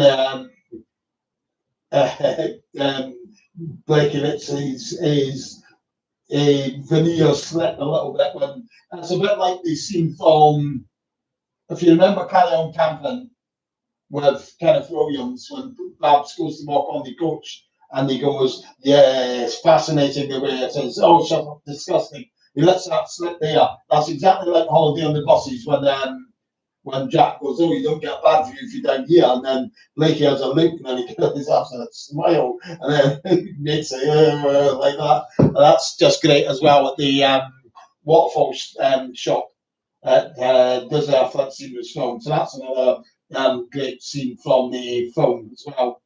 Films, sorry.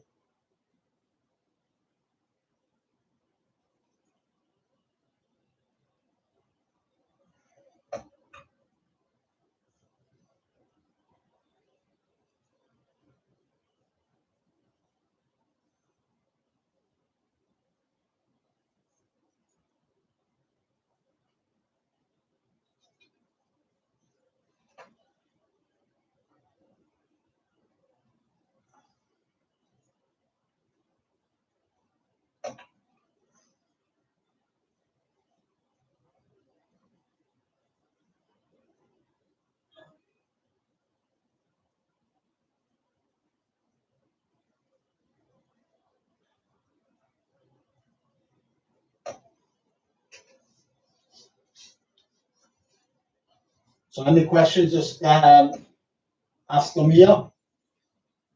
Post up not up on the screen. There's on there. I'll answer them as soon as I see them.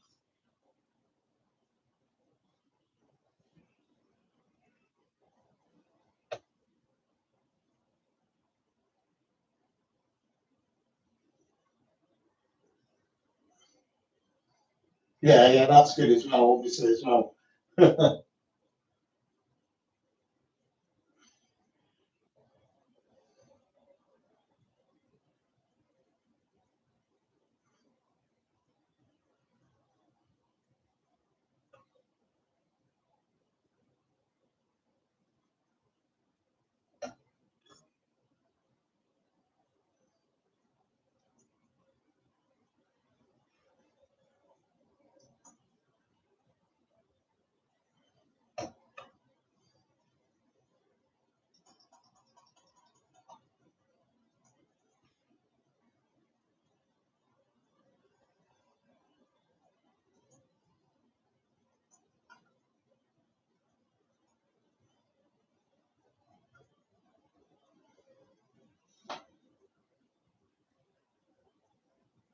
Any more questions?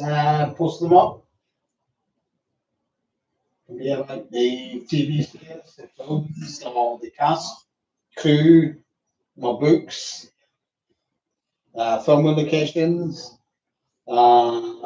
anything along those lines, and I'll answer them as soon as I see them on the screen. Or anything to do with the events organised or the walking tours organised.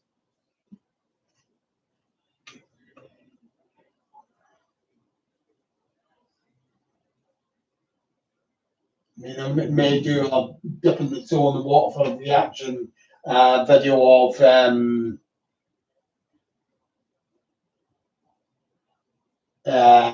about the possibility of a walking tour event and the autumn sometime. Might do that sometime in the next few days, next week or so, on the Film Locations Facebook page.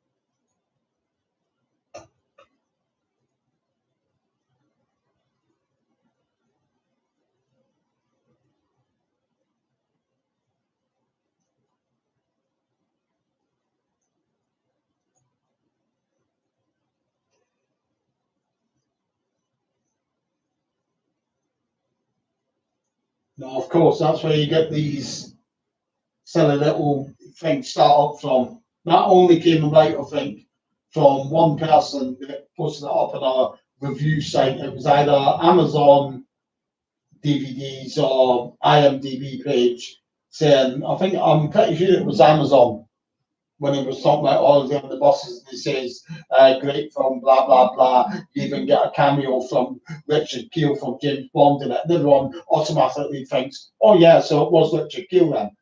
That is one random person making a stupid observation that is totally wrong, and people think he's right. That's how it all starts, you know what I mean? I mean, the whole idea of it is pretty preposterous when you think about it. Richard Keel was a Hollywood-based actor who worked on budgets of like £1 million films. He wasn't going to pop over for a 5 second gurn and a budget comedy film in 1973 to the UK for a 3 second gurn and then leave again and not get credited for it as well. It's quite ridiculous when you think about it. Plus, as well, the simple little fact that Richard Keel is about would have been about a foot taller than Stephen Lewis, whereas the character that people think is Richard Keel is actually slightly shorter than Stephen Lewis. Plus, as well, the simple fact is that Pontins employees identified a man as Jimmy, who worked at Pontins until 1990s, sometime in the early 1990s. So he was actually a Pontins employee as well. So that's funny how things can start up like that with just one silly comment. I see it on my Facebook group as well. Somebody will come on and say blah blah blah, see such and such and such and such, but it's nothing of the sort. But then all of a sudden people say, "Oh yeah, that's right." Yeah, that's all he was. He was no more than just a Pontins member of staff, and all the ex Pontins staff remember them. I think he retired or moved on to something else in the 1990s. It's quite ridiculous how things can stick like that. Like the one that's on the Wikipedia page, like Reg Varney, somebody's went and edited it and put up that he left to concentrate on other projects, which is a load of tosh, because he done 6 episodes of Series 7 and took 2 months off and then came back to do Holiday on the Buses. So what did he do in those 6 weeks, or what was he going to do in those 7, maybe 8 weeks gap to concentrate on other projects in an 8 week window before he was back working on Holiday on the Buses again? It doesn't even be a thing. People just put up something that comes into their head, think that's the answer, and it's totally not.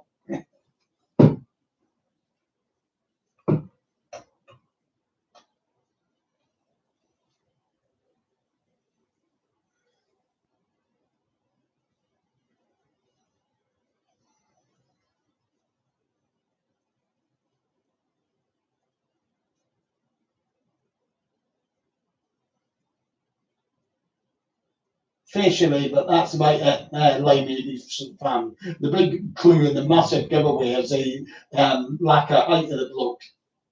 That bloke, as I said, is like maybe a foot and a half shorter than Richard Keele was.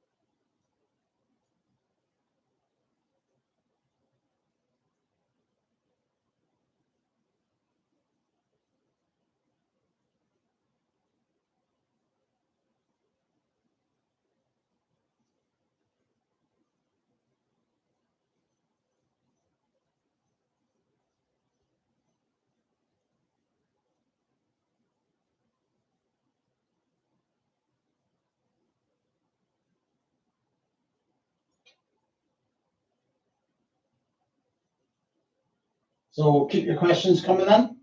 Anything to do with on the buses, just get them posted up on the screen there, and I'll answer them as soon as I see them.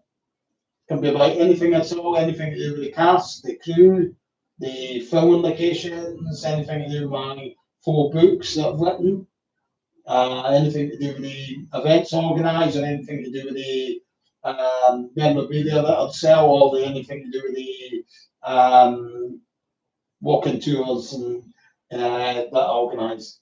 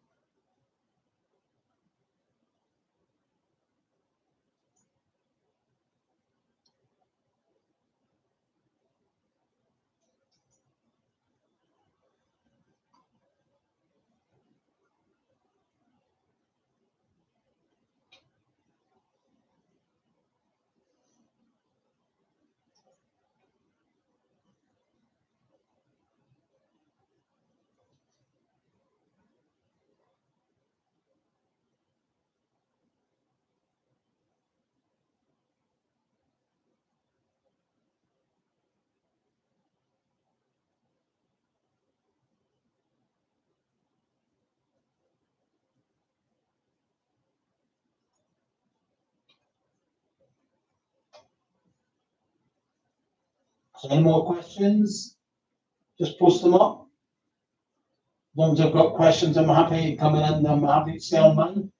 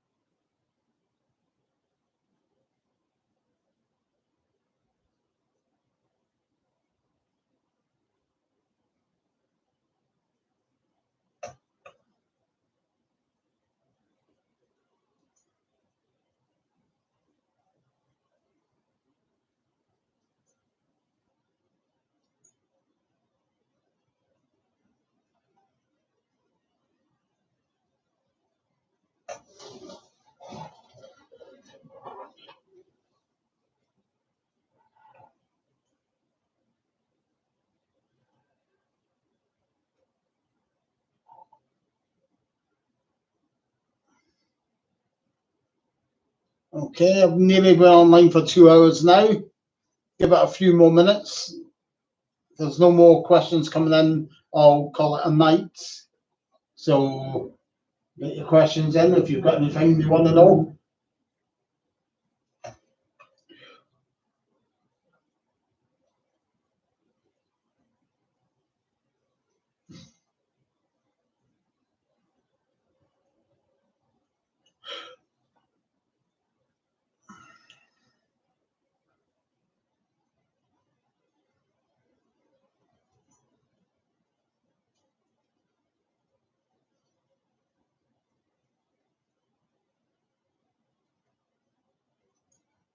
The walking tours, Jakey, would be, as I say, the only one I've got on the horizon at the moment, I would say, that would seem to work quite well, would be like a double walking tour. So make a sort of like weekend of it, and Boreham Wood would sort of, it's basically an idea that I've got. Maybe have one walking tour around the town centre of Boreham Wood, taking in about maybe anything up to 20, 25, maybe 30 filming locations on the Saturday. Then meet up somewhere like in a pub or something like that, and have a Q&A, anything, or just a get together. And then on the second day, on the Sunday, sorry, do something more on the north end of Boreham Wood, where there's probably still about another 20 locations to cover out in those areas. So that would be the plan, really. And then price your ticket for that would maybe be something like between 10, 20 pounds, something like that. Maybe 10 to 15 pounds.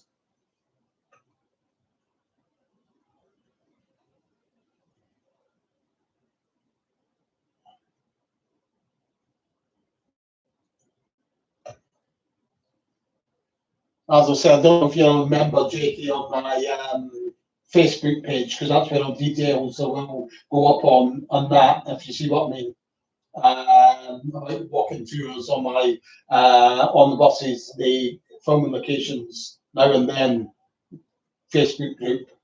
If you remember there, then I will post up details of it as and when I know things like dates and all of that. As I say, it's probably more likely to be around about autumn time, maybe August, September time, something like that, before it starts getting too cold, obviously. But obviously, far enough on, whereas there's no doubt of the danger of there being any issues with COVID or social gatherings and all of that. Hopefully, that'll all clear by that time. You see what I'm saying?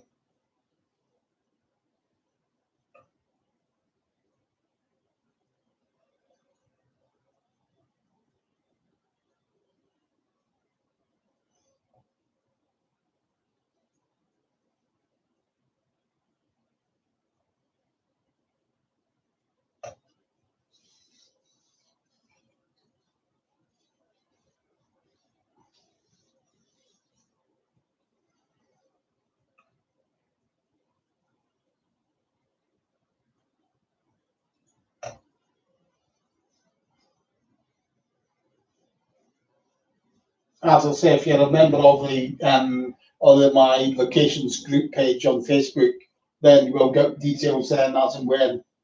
It's not really a platform on YouTube that I can really share with people. I may look into ways of how I would be able to do that. Do you see what I mean? But for now, the details will leak out more onto the Facebook page that I've got, Jakey, Facebook group.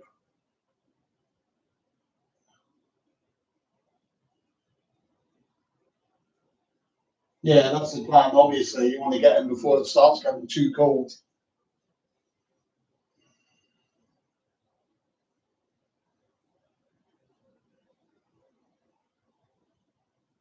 Could obviously bring some items down as well. Hold on.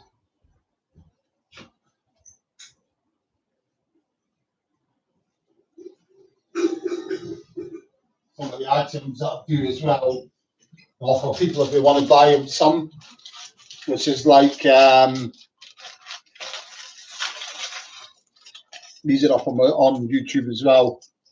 Look at that, Jack's Boss badge, PSV badge, or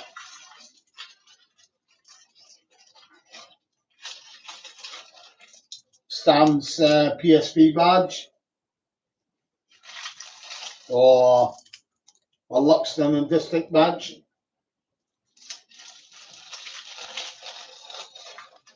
Or something a bit more random there. Let's see what's that.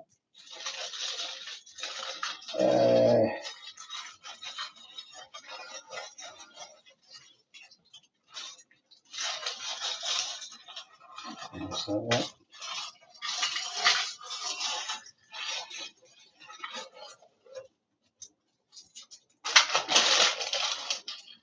Well, your other things are that I've got is like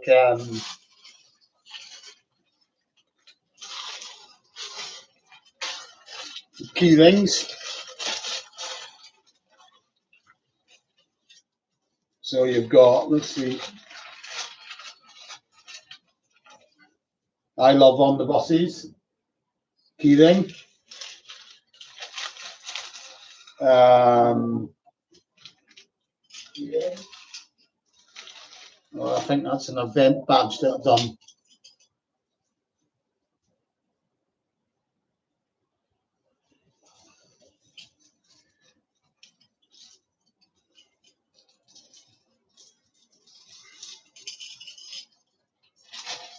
Another key ring there, that's of Elstree Studios, got details on the back about it.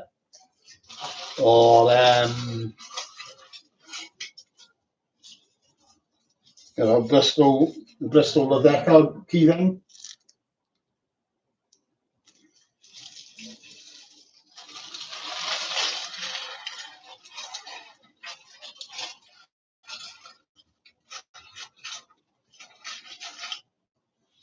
Or Dollarshare key ring.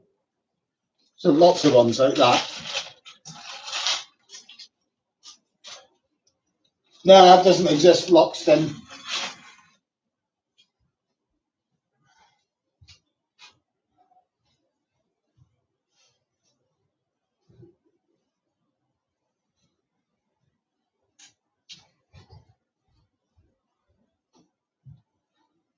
People often presume that it must be Luton, but I wouldn't say so. It maybe just Luton with an X dropped in it, but it's never meant to be even set in Luton because Ronnie Wolf and Ronnie Chesney were Londoners.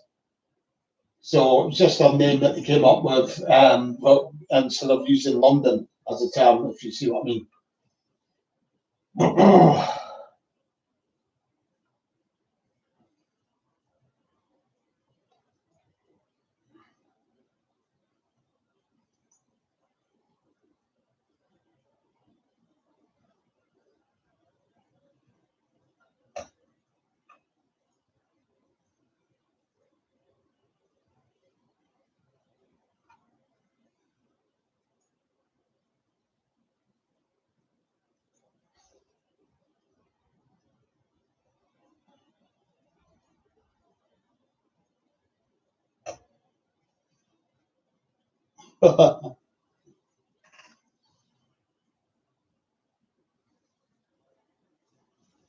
You can have a box together and like me. Hi, yeah. Would you like this box?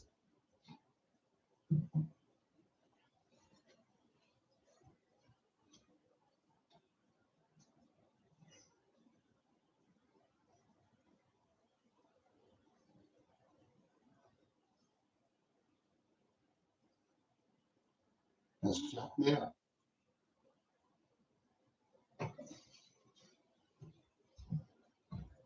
Opens up. I'll just show you again. It opens up.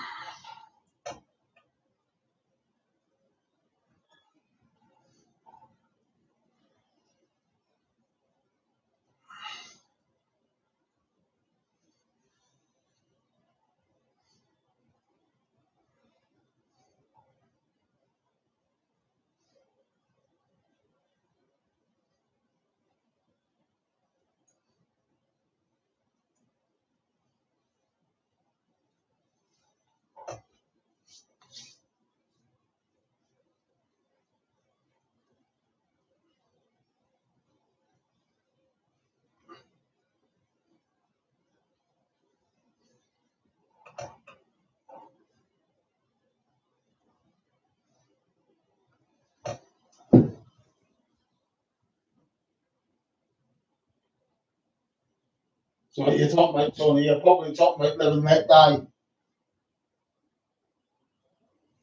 Well, we've got a picture over there if you're looking at that Limey Leaf Strand.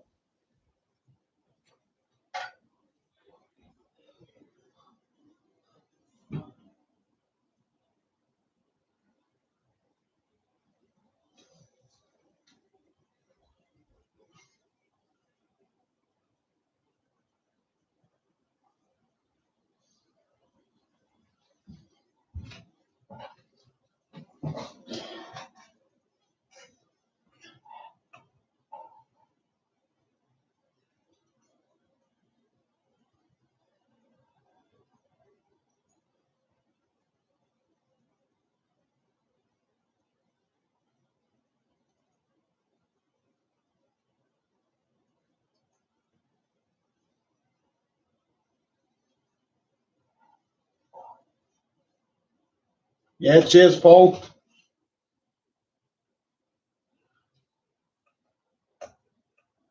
It's weird because if you speak to fans, the best phone to the majority of fans is all the underbosses. But at the moment, on the terms of how many views the videos have had, more people have actually watched the on the bosses filming locations, the first film, than they have of the holiday on the bosses locations videos.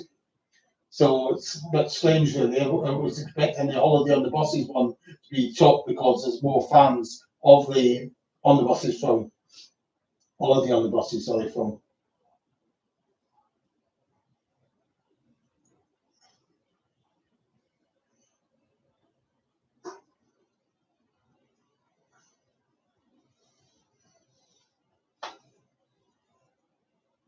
Oh yeah, for sure. Like me, I mean, if you're talking about like something we are easily identifiable, like filthy laugh, probably the first one that springs to mind, obviously, is Sid James out of the Carry On film, but Bob Grant, we've done him a close second, I'll tell you, because he really has one of those filthy laughs.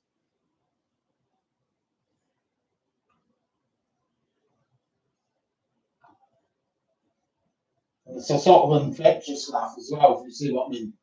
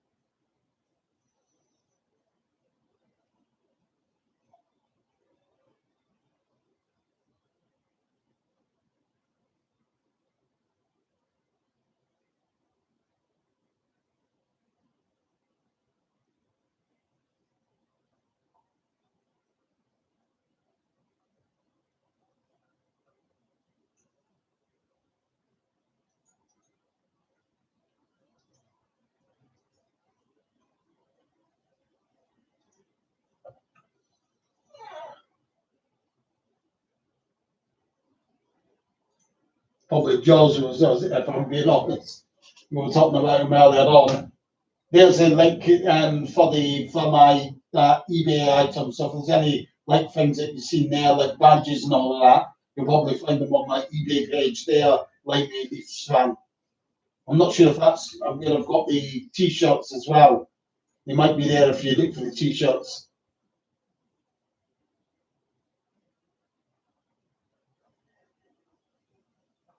Or if not, I'll get your link to the t-shirts as well. Um,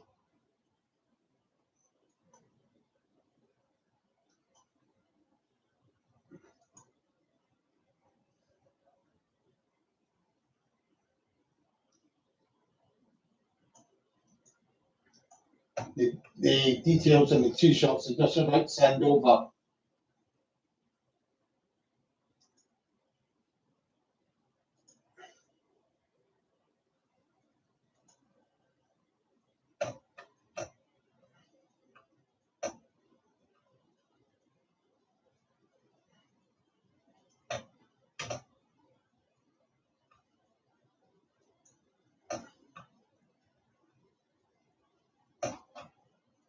I'm just trying to get you one for the t-shirts.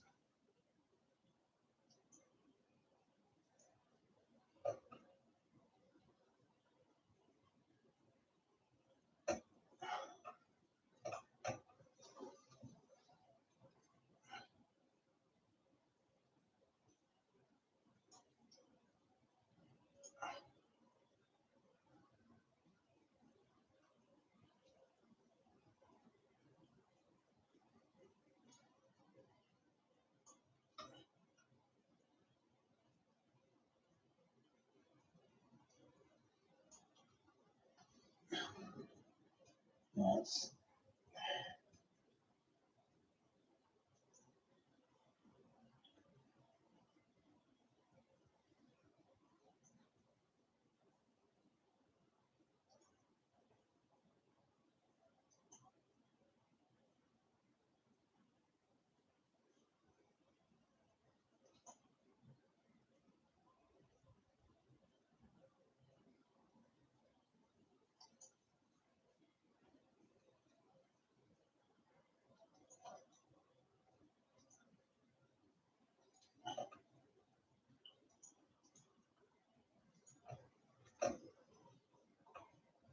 That's a t-shirt link there as well if you're interested in the t-shirts.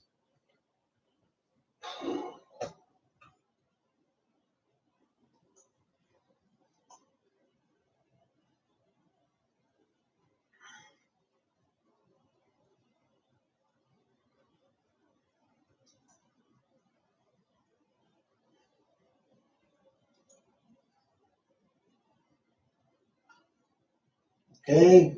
Any more questions, anyone?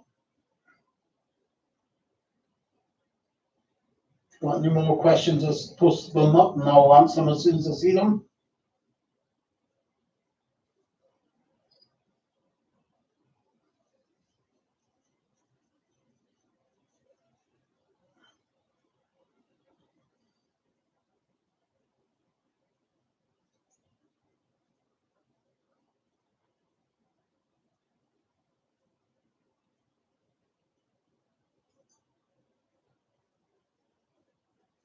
Oh, there's many catchphrases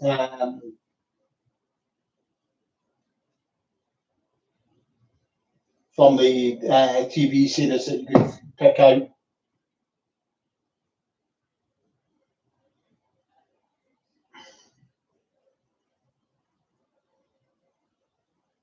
Stanza's like "Call Blame Me." I love Blakey's line on like when he says "You puppies, you." I think that's a great line as well. And obviously Arthur with "You stupid great lump," or "What a lot of rock you do talk." That's Arthur's one as well. So many lines like. Or Mum's was "I do not like talk like that."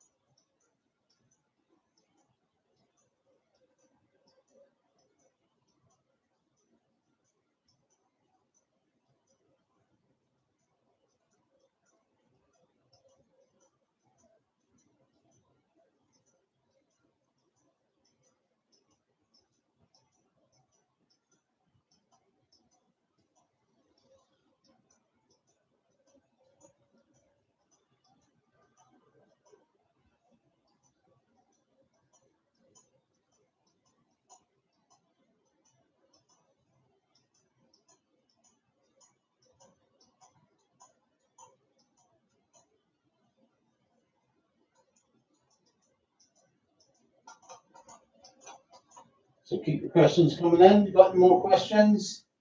Post them up and I'll answer them for you.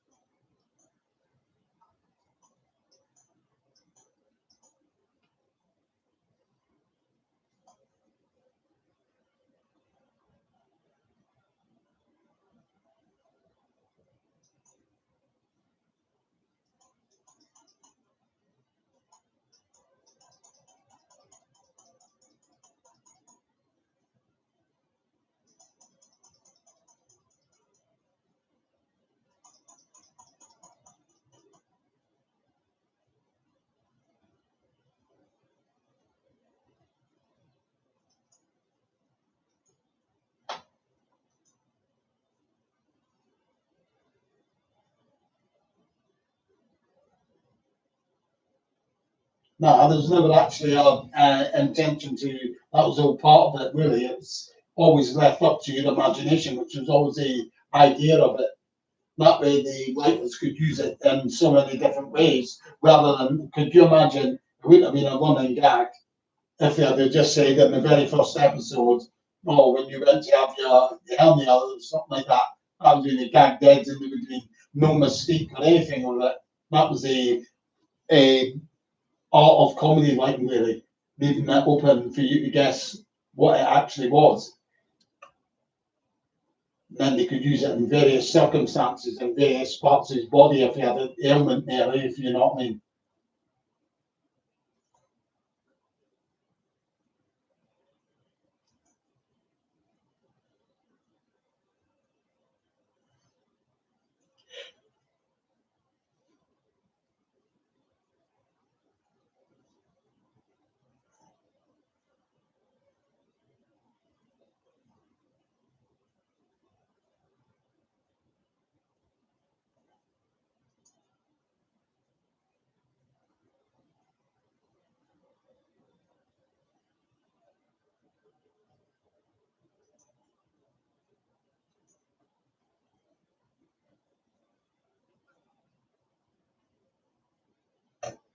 So get your questions in. If you've got any questions,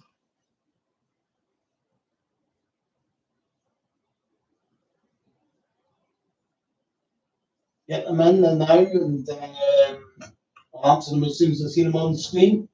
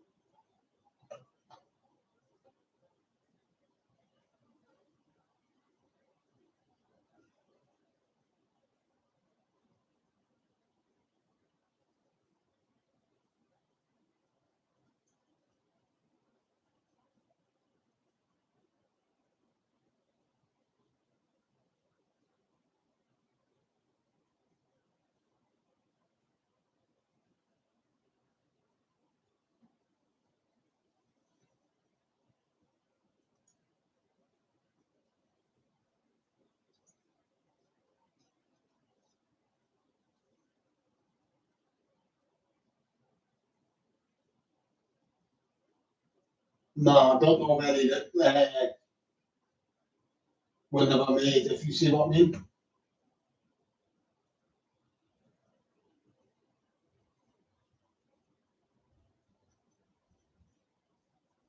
They might have had little ideas for scripts, but they never actually made it into a full blown script, if you see what I mean. So I would say that there isn't any scripts that were actually recorded, if you see what I mean.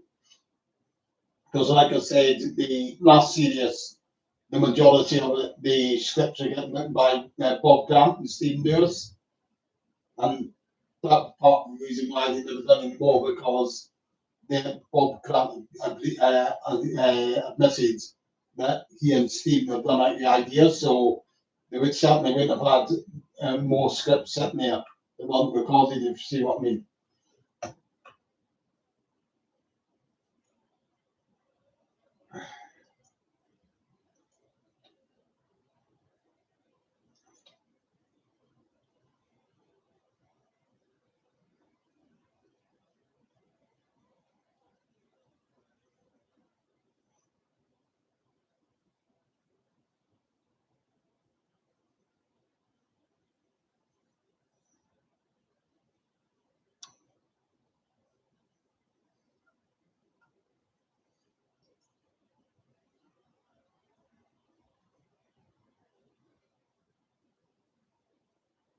No, I wouldn't say so because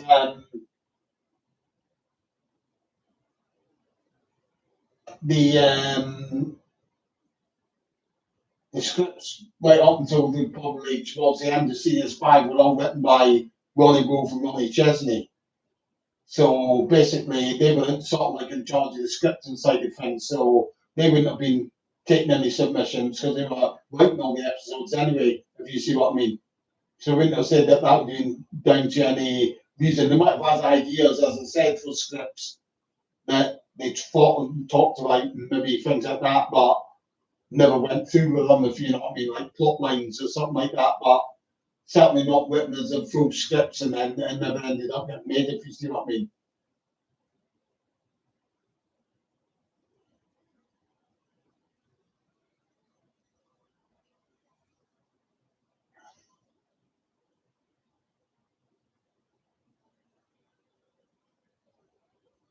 Well, I know that they both still kept in touch, like from an interview that I've got with that Bob done in the late 70s, early 80s. So this should be like going on for maybe towards 10 years since On the Buses ended. And he did say that he spoke to Wedge on the phone once a week. So they still kept in touch. Um, Even though that time after On the Buses had ended, if you see what I mean. Now, ready obviously to work together again on back on the buses as well. Don't know if they still maintained contact, how far down the line the contact where Bob was phoned up once a week and carried on like.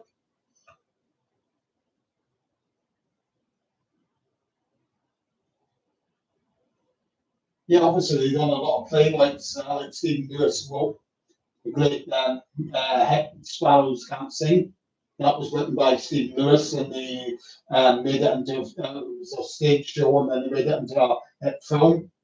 Um, Bob Grant wrote his own stage shows as well. I think he wrote a total of 15 stage shows, and obviously they wrote episodes of On the Buses together. Yeah, he crashed the buses. He wasn't actually a conductor, I think. I think he said he was a driver, and he actually crashed the bus for South Down. It was South Down buses that he was working for. So they only lasted a week, and then he crashed the bus, and that was it. They got rid of him. So that didn't last very long.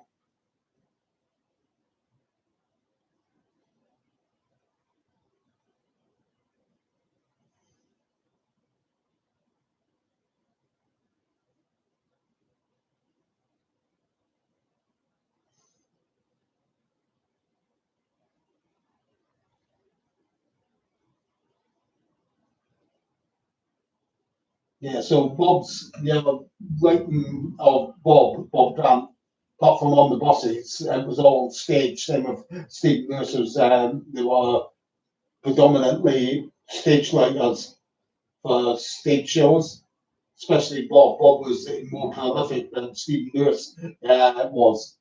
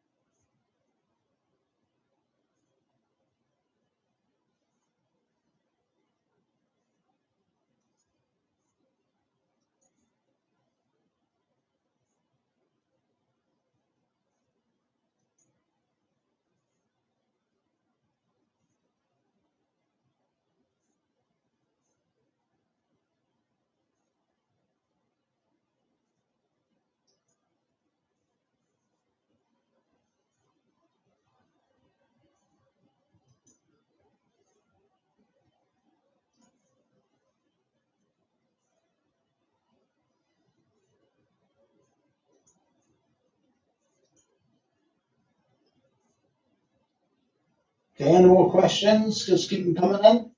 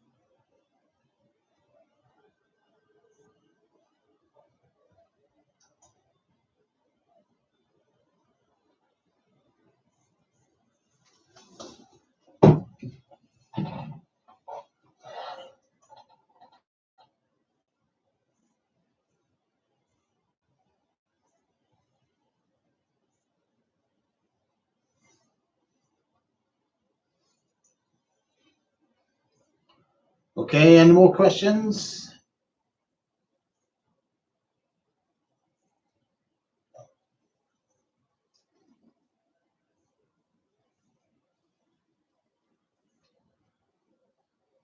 I'm going to say that earlier, that one, Andrew, if you missed it, was, I think, brew it yourself, brew it yourself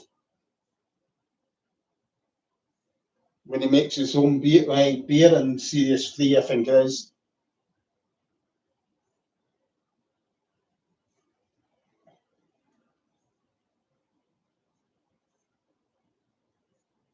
They do from the repeats, I know that much. I don't think they do from the DVD sales, but I know that they do from the repeats of the TV series.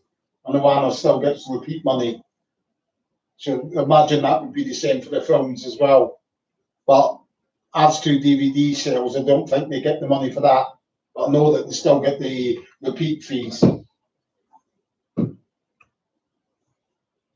Yeah, some favourite episodes, and that was obviously what we think is the best is Do It Yourself.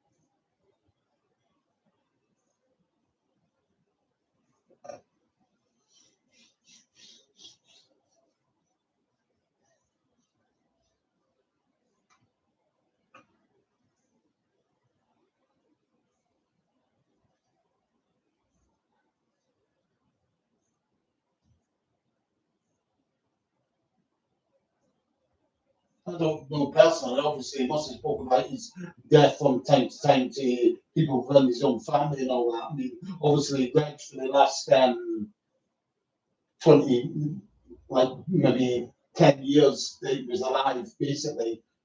He wasn't really in the public eye, if you know what I mean. So,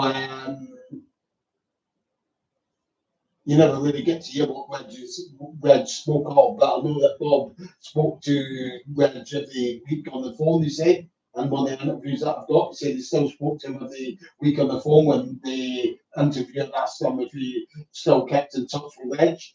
They said he did spoke to him once a week on the phone. I don't know how long that carried on for. This was like around about maybe 5 to 10 years after the show had finished. So he was still in touch with him, obviously. You're talking about the best friends, he was doing closer, much closer with Stephen Lewis, who he knew through from the days at John Littlewood's Theatre Workshop in the late 50s. Obviously, Stephen Lewis was Bob's best man at his wedding in 1971 to Kim Benwell. So that's where his friendship lies there, if you know what I mean, with his closest with was Stephen.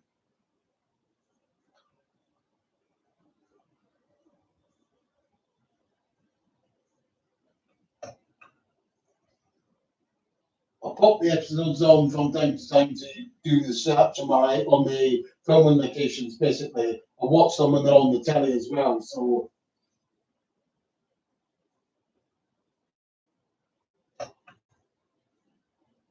but as for binge watching, I don't really do that, not at the current time anyway. has been done though in the past.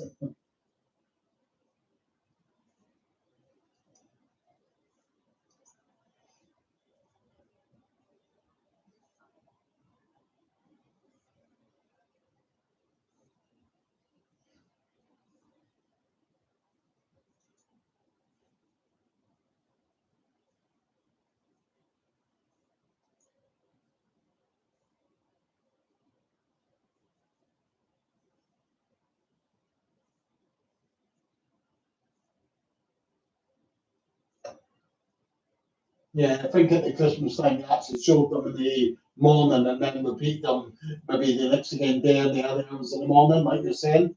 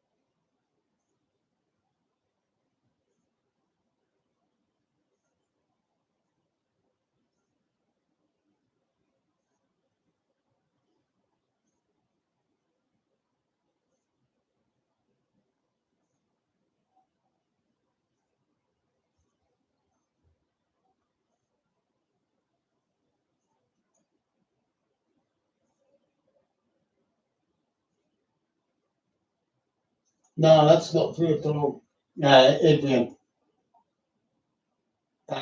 So I don't know where you got that from, but nah. The story with Saisley Cottage was the role was always intended for Doris Sayre. That's who the part was always written for. That's who they had in mind for it. Reg Varney earmarked her for the part. The writers wanted her for the part, Ronnie Wolf, Ronnie Chesney. Stuart Allen went and offered her the part at a Putney Bridge, flat where she stayed at the time. This was before Series 1 obviously started. But she said she had to turn it down because her husband worked as a phrenologist and they were both booked to be at a seminar in America somewhere. So she wasn't available for the start of the filming of the series, so they needed to get Cicely another actress in to play Mum for the first series because they set the dates, filming dates were set in stone. So they had to get in a replacement, the chose Cicely Courtnage. Obviously,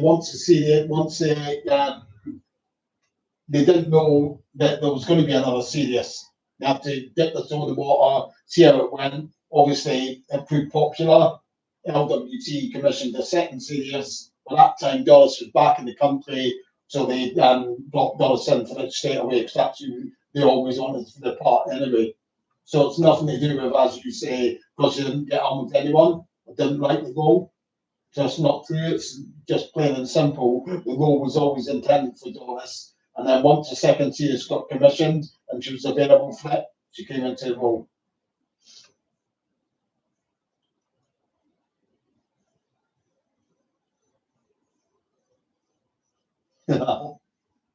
Yeah, sounds good to me as well. No, no, not a chance in the world. This old chestnut always comes up, and I always say definitely not.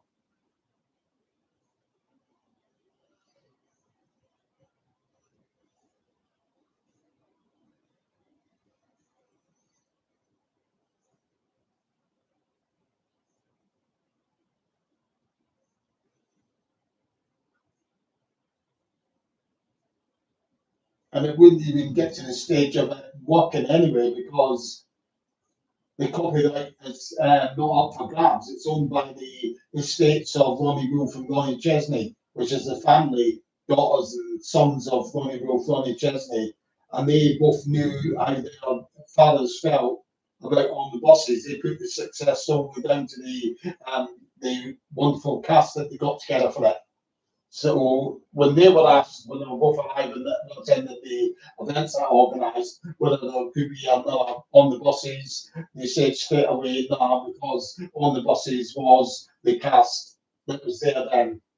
You couldn't do it now. There's no point even trying to think about it because on the buses just was Reg, Bob, Stephen, Michael, Anna, and Doris, and that was it. So the copyright would even get passed for it anyway for our new on the buses of the families of Ronnie Wolf, Ronnie Chesney would understand how their parents felt, how their dads felt. So they would say straight away, nah. It's not just that anyway, we pulled up anyway with buses that's all totally different.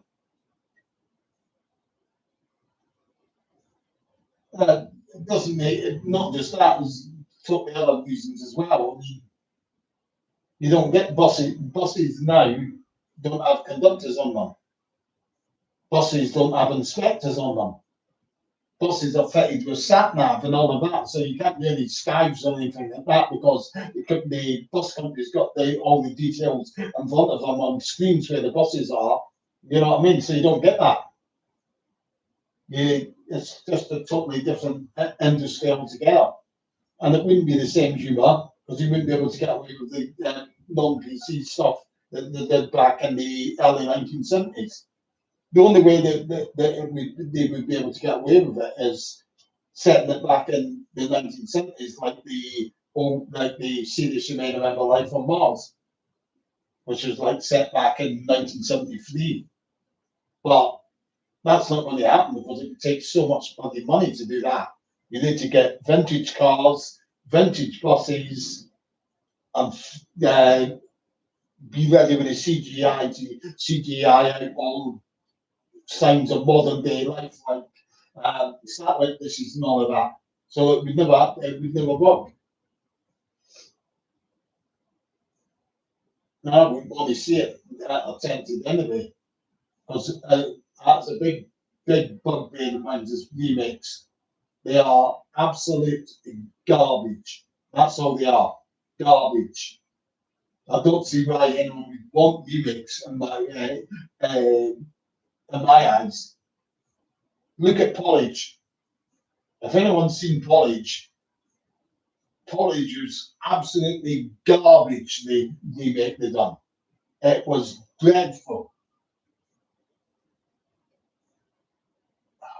And that is a perfect example because it was still the same writers doing it, but the actors were trying to deliver lines that were written for Ronnie Barker and Richard Beckinsale, but they were totally wooden.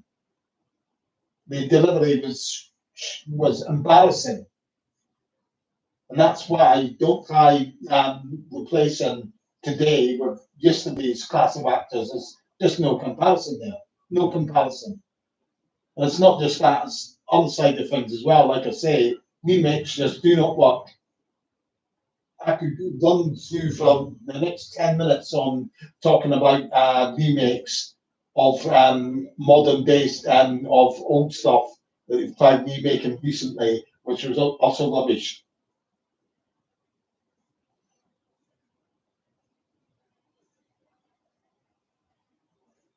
Could probably sit here until midnight and I've scouted the brain for a remake that was actually better than the original.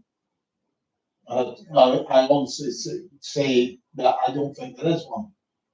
That's why you don't want to bother with remakes. They just do not work.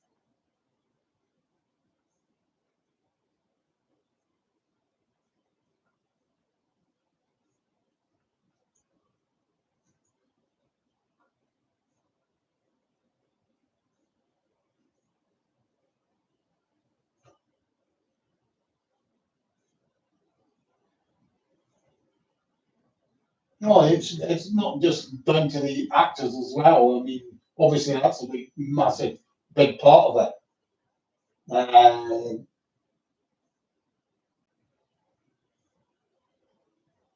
it's it's the whole premise doesn't work, if you see what I mean. The humour was different then. That's a point I'm trying to make as well.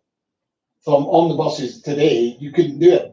Not with our non-PC humour that you got away with in the 1970s. They couldn't do it today. And that's why Porridge was the same way. That never worked either.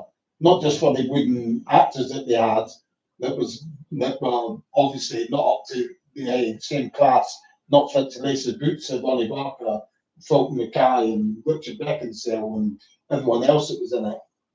It was basically PC. It was too PC basically for what Porridge was, which was totally different.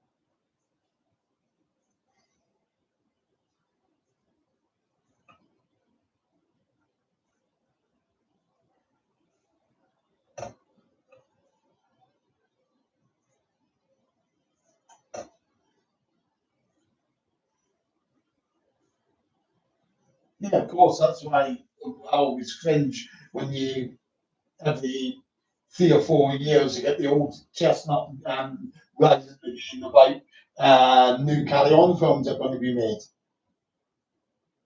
It's just not possible. I mean, to me, the way that I would say it is make a new series of films, not Carry On. Don't call it Carry On because people are always going to judge it with what's went before. I mean, you can make a new series of films, give it a new title, a new headline, like Here Comes, something like that. Here comes the Busman, or Here Come the Cowboys, or whatever. Something. Don't call it Carry On. Call it something else and create a new legacy. Don't try to live off of something that's gone in the past, which they can't recreate today. I don't know, Daniel. I've never written it, read it. I mean, sorry. My view is when I'm writing books, the 4 books I've written, like mine was the first one to come out about on the buses, which is this book here, The Complete Story. That was the very first book out about on the buses. I'm not sure if my second book had come out as well, the quiz book before Texas book came out. But I've written another couple of books since then, which is like my, let's see, my A to Z book came out. I've not that probably came out after Texas book, and then my film and locations book came out. But to me, I've never written read it, so I couldn't tell you. You need to judge for yourself what you think about it. Basically, the way that I see it, and I'm happy I went that way. Is I know that everything that's in my book is from my own research. I've not had to go and plagiarise somebody else's work, which is Ollie Texas hard work for his book. If you see what I mean, I know that I can put my hand on my heart and say everything that's in my book is what I've researched myself, and it's nothing that I've read in like Texas book. If you see what I mean.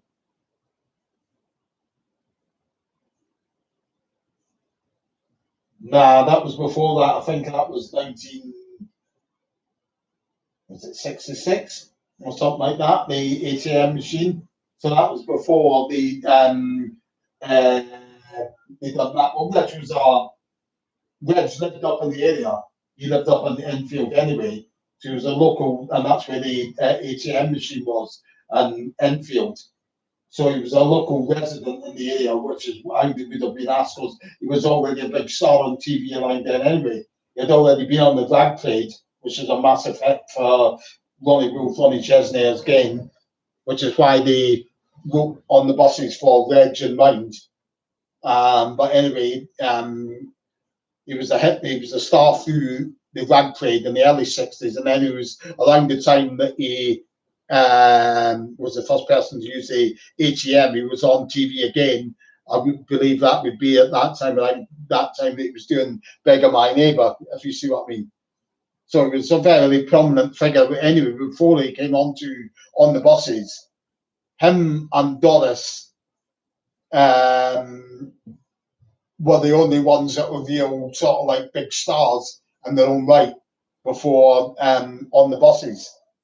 Whereas Bob and Stephen were more heavily involved in stage before they came on to TV. That was our first really big hit. Same goes for Anna and Michael Robbins as well. Michael Robbins had done lots of TV work, but they were always only in small bit part roles, if you see what I mean.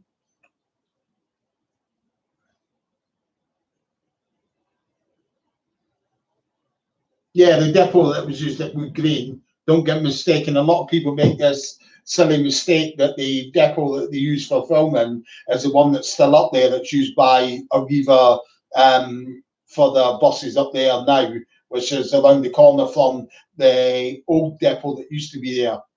They're totally different depots. The one that's still there now, they've never done any filming at. The depot that they've done the filming at was on Lordship Lane. It was the Eastern National Depot, but that got demolished in the early 1980s. It was closed down and demolished in the early 1980s. There's a block of flats that stands there now called Omnibus House. Obviously, it's a nod to the fact that a bus depot once stood on that spot. The buses there that they used to operate out of there ran over to Essex. That's why if you look closely at the buses, you see a lot of them have got like you see one or two that have got Basildon on them, and places like that. You also see a banner on the side of the bus from time to time advertising shows that are on in Southend, because that's where the buses went to from the Eastern National Depot on Lordship Lane. They go to places in Essex like Basildon, Southend on Sea, places like that.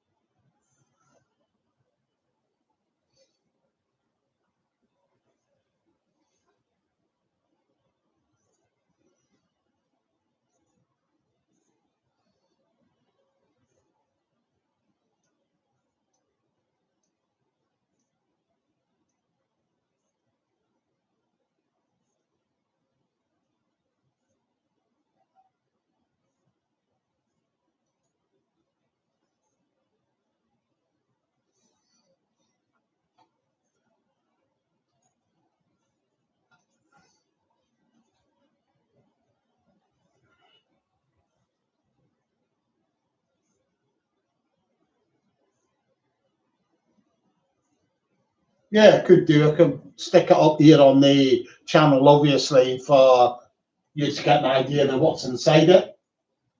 Could certainly do that for you, Daniel. If you want a detailed one, if you see what I mean. So could certainly do that for you.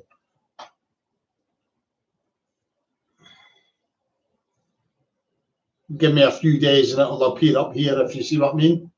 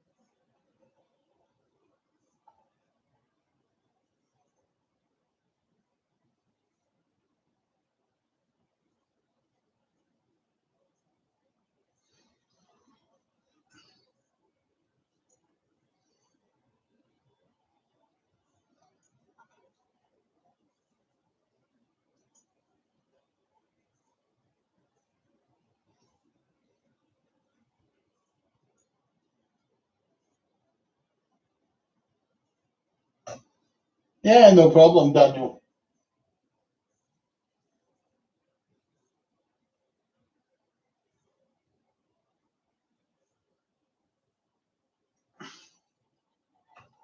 So we'll keep your questions coming in. If you've got any more questions, I'm happy to stay online and answer them for you.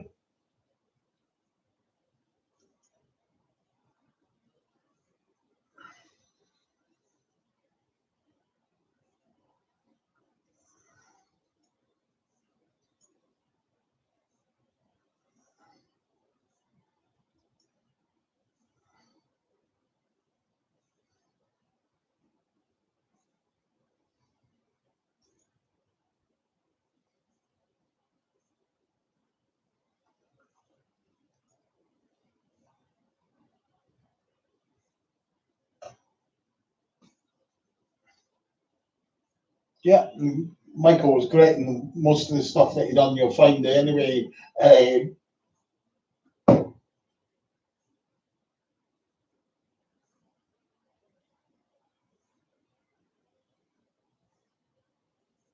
Yeah, it was unfortunate, but it was sign of the times really. I mean, the bus company was going through sort of like when it was being nationalised, like when it was when the bus companies and all that were getting going into more private ownerships.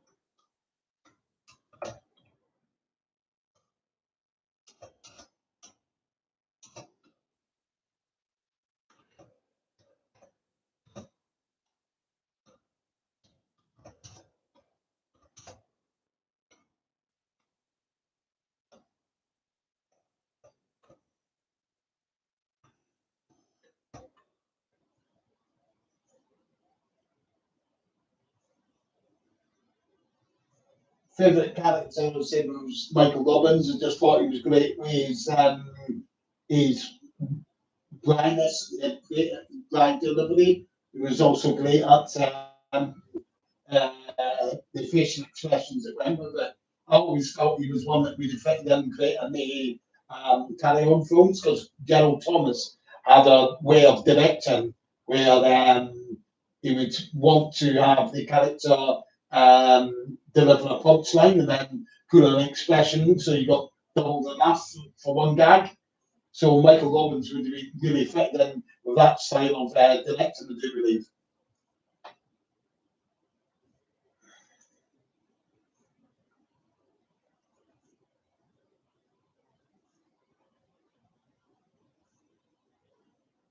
They were all sort of like great in their own way, though. It's not to denigrate anybody else that was in on the buses, if you see what I mean, because it was all a great cast right across the board, if you see what I'm saying.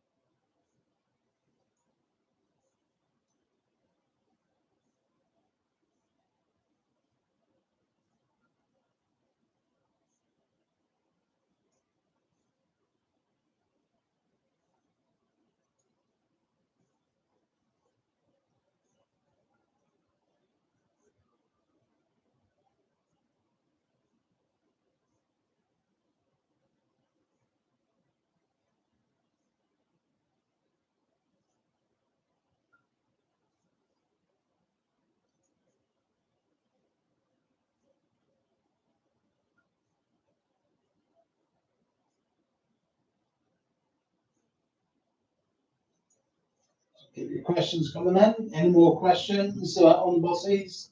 Just post them up and I'll see it as soon as I see them on the screen. I'll answer them for you.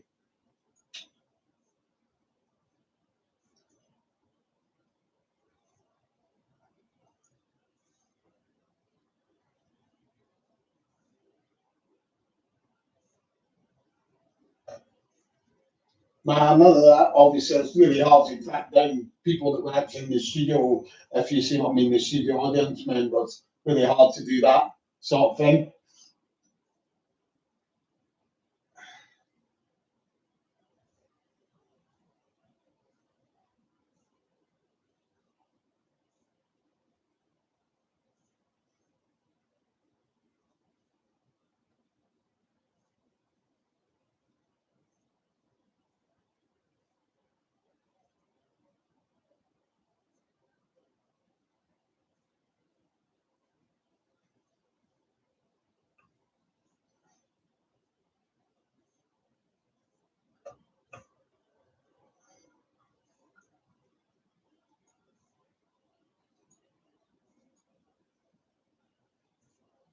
A good deal of people, if you think about it, when you think about that, a good deal of people would now have passed away anyway that were in the audience because they would have been in maybe the 20s, 30s then. So we made them about maybe 80 or something now, maybe even older, especially if they were about 40 or 50 in the audience. They would obviously be over 100. So that's another thing that makes it difficult as well.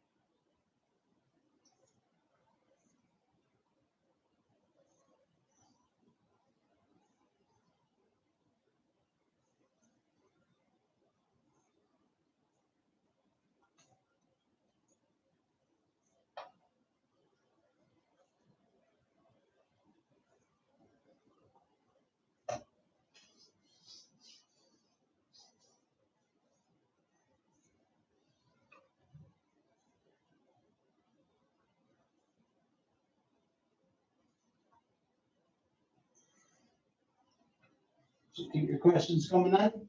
Those that have got questions to answer, I'm happy to stay online for you.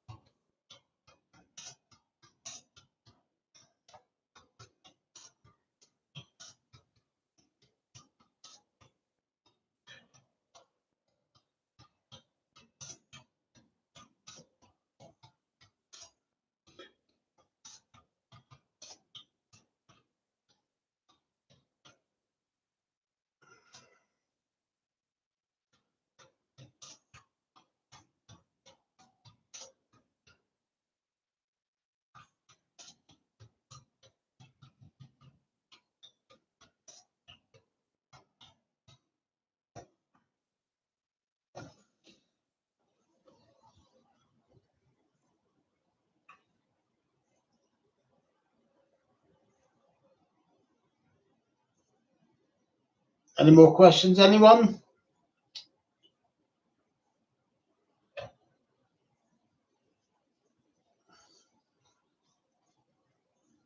Right, I think we're going to wrap it up now. I've been online for over 3 hours. Questions seem to have dried up now, so I'm going to say thanks to everyone for popping in tonight and asking questions. I hope you all enjoyed it. And until next time, stay safe, and I'll speak to you all again soon. Okay, good night.